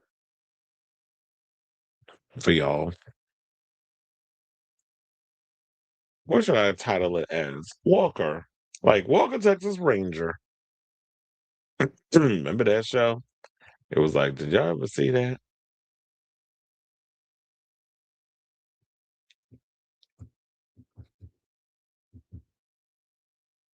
What, you talking about that picture? I don't even know if that's real. So could it be that Donald Trump out here using a walker and somebody took a picture? I mean, he is a man of a certain age, and him actually having to use a walker or whatever is showing signs of weakness. But yeah, he old. The Alzheimer's is Alzheimerin. He has had trouble walking, especially with, the cankles. Now, I'm just waiting for all the political pundits to, talk about whether or not this is real. Who knows? But we'll see once we cross that bridge. But anyway, y'all, we're officially at the end of the show. I want to thank you all for tuning in for the latest episode of Chris Avalon Unfiltered. I'll be back next week, so have a great weekend. I'm going to be busy, so I'll be back on, I think, Monday with a brand new episode. Possibly some fresher hot topics, because, yeah, today's show was kind of like somber. I'm like, ugh, there's a lot of heaviness. But, it was a little slow week. Sure it'll pick up with a couple of days off. But, yeah, thank you all for tuning in. Love you all for watching. Thank you for your continued support. He said, I'm going to be so upset if this is AI. It probably is. But, I mean, I would not be surprised if it's AI. But, that's what they be doing these days. It's hard to tell. And Donald Trump, I don't feel like would let people see him using a walker. So, yeah, love you all for watching. Definitely love you guys for your, continued support of this show. And until next time, hit that like button, subscribe button, notification, all that good stuff. And then next time, see you. Love you. Ciao, darlings.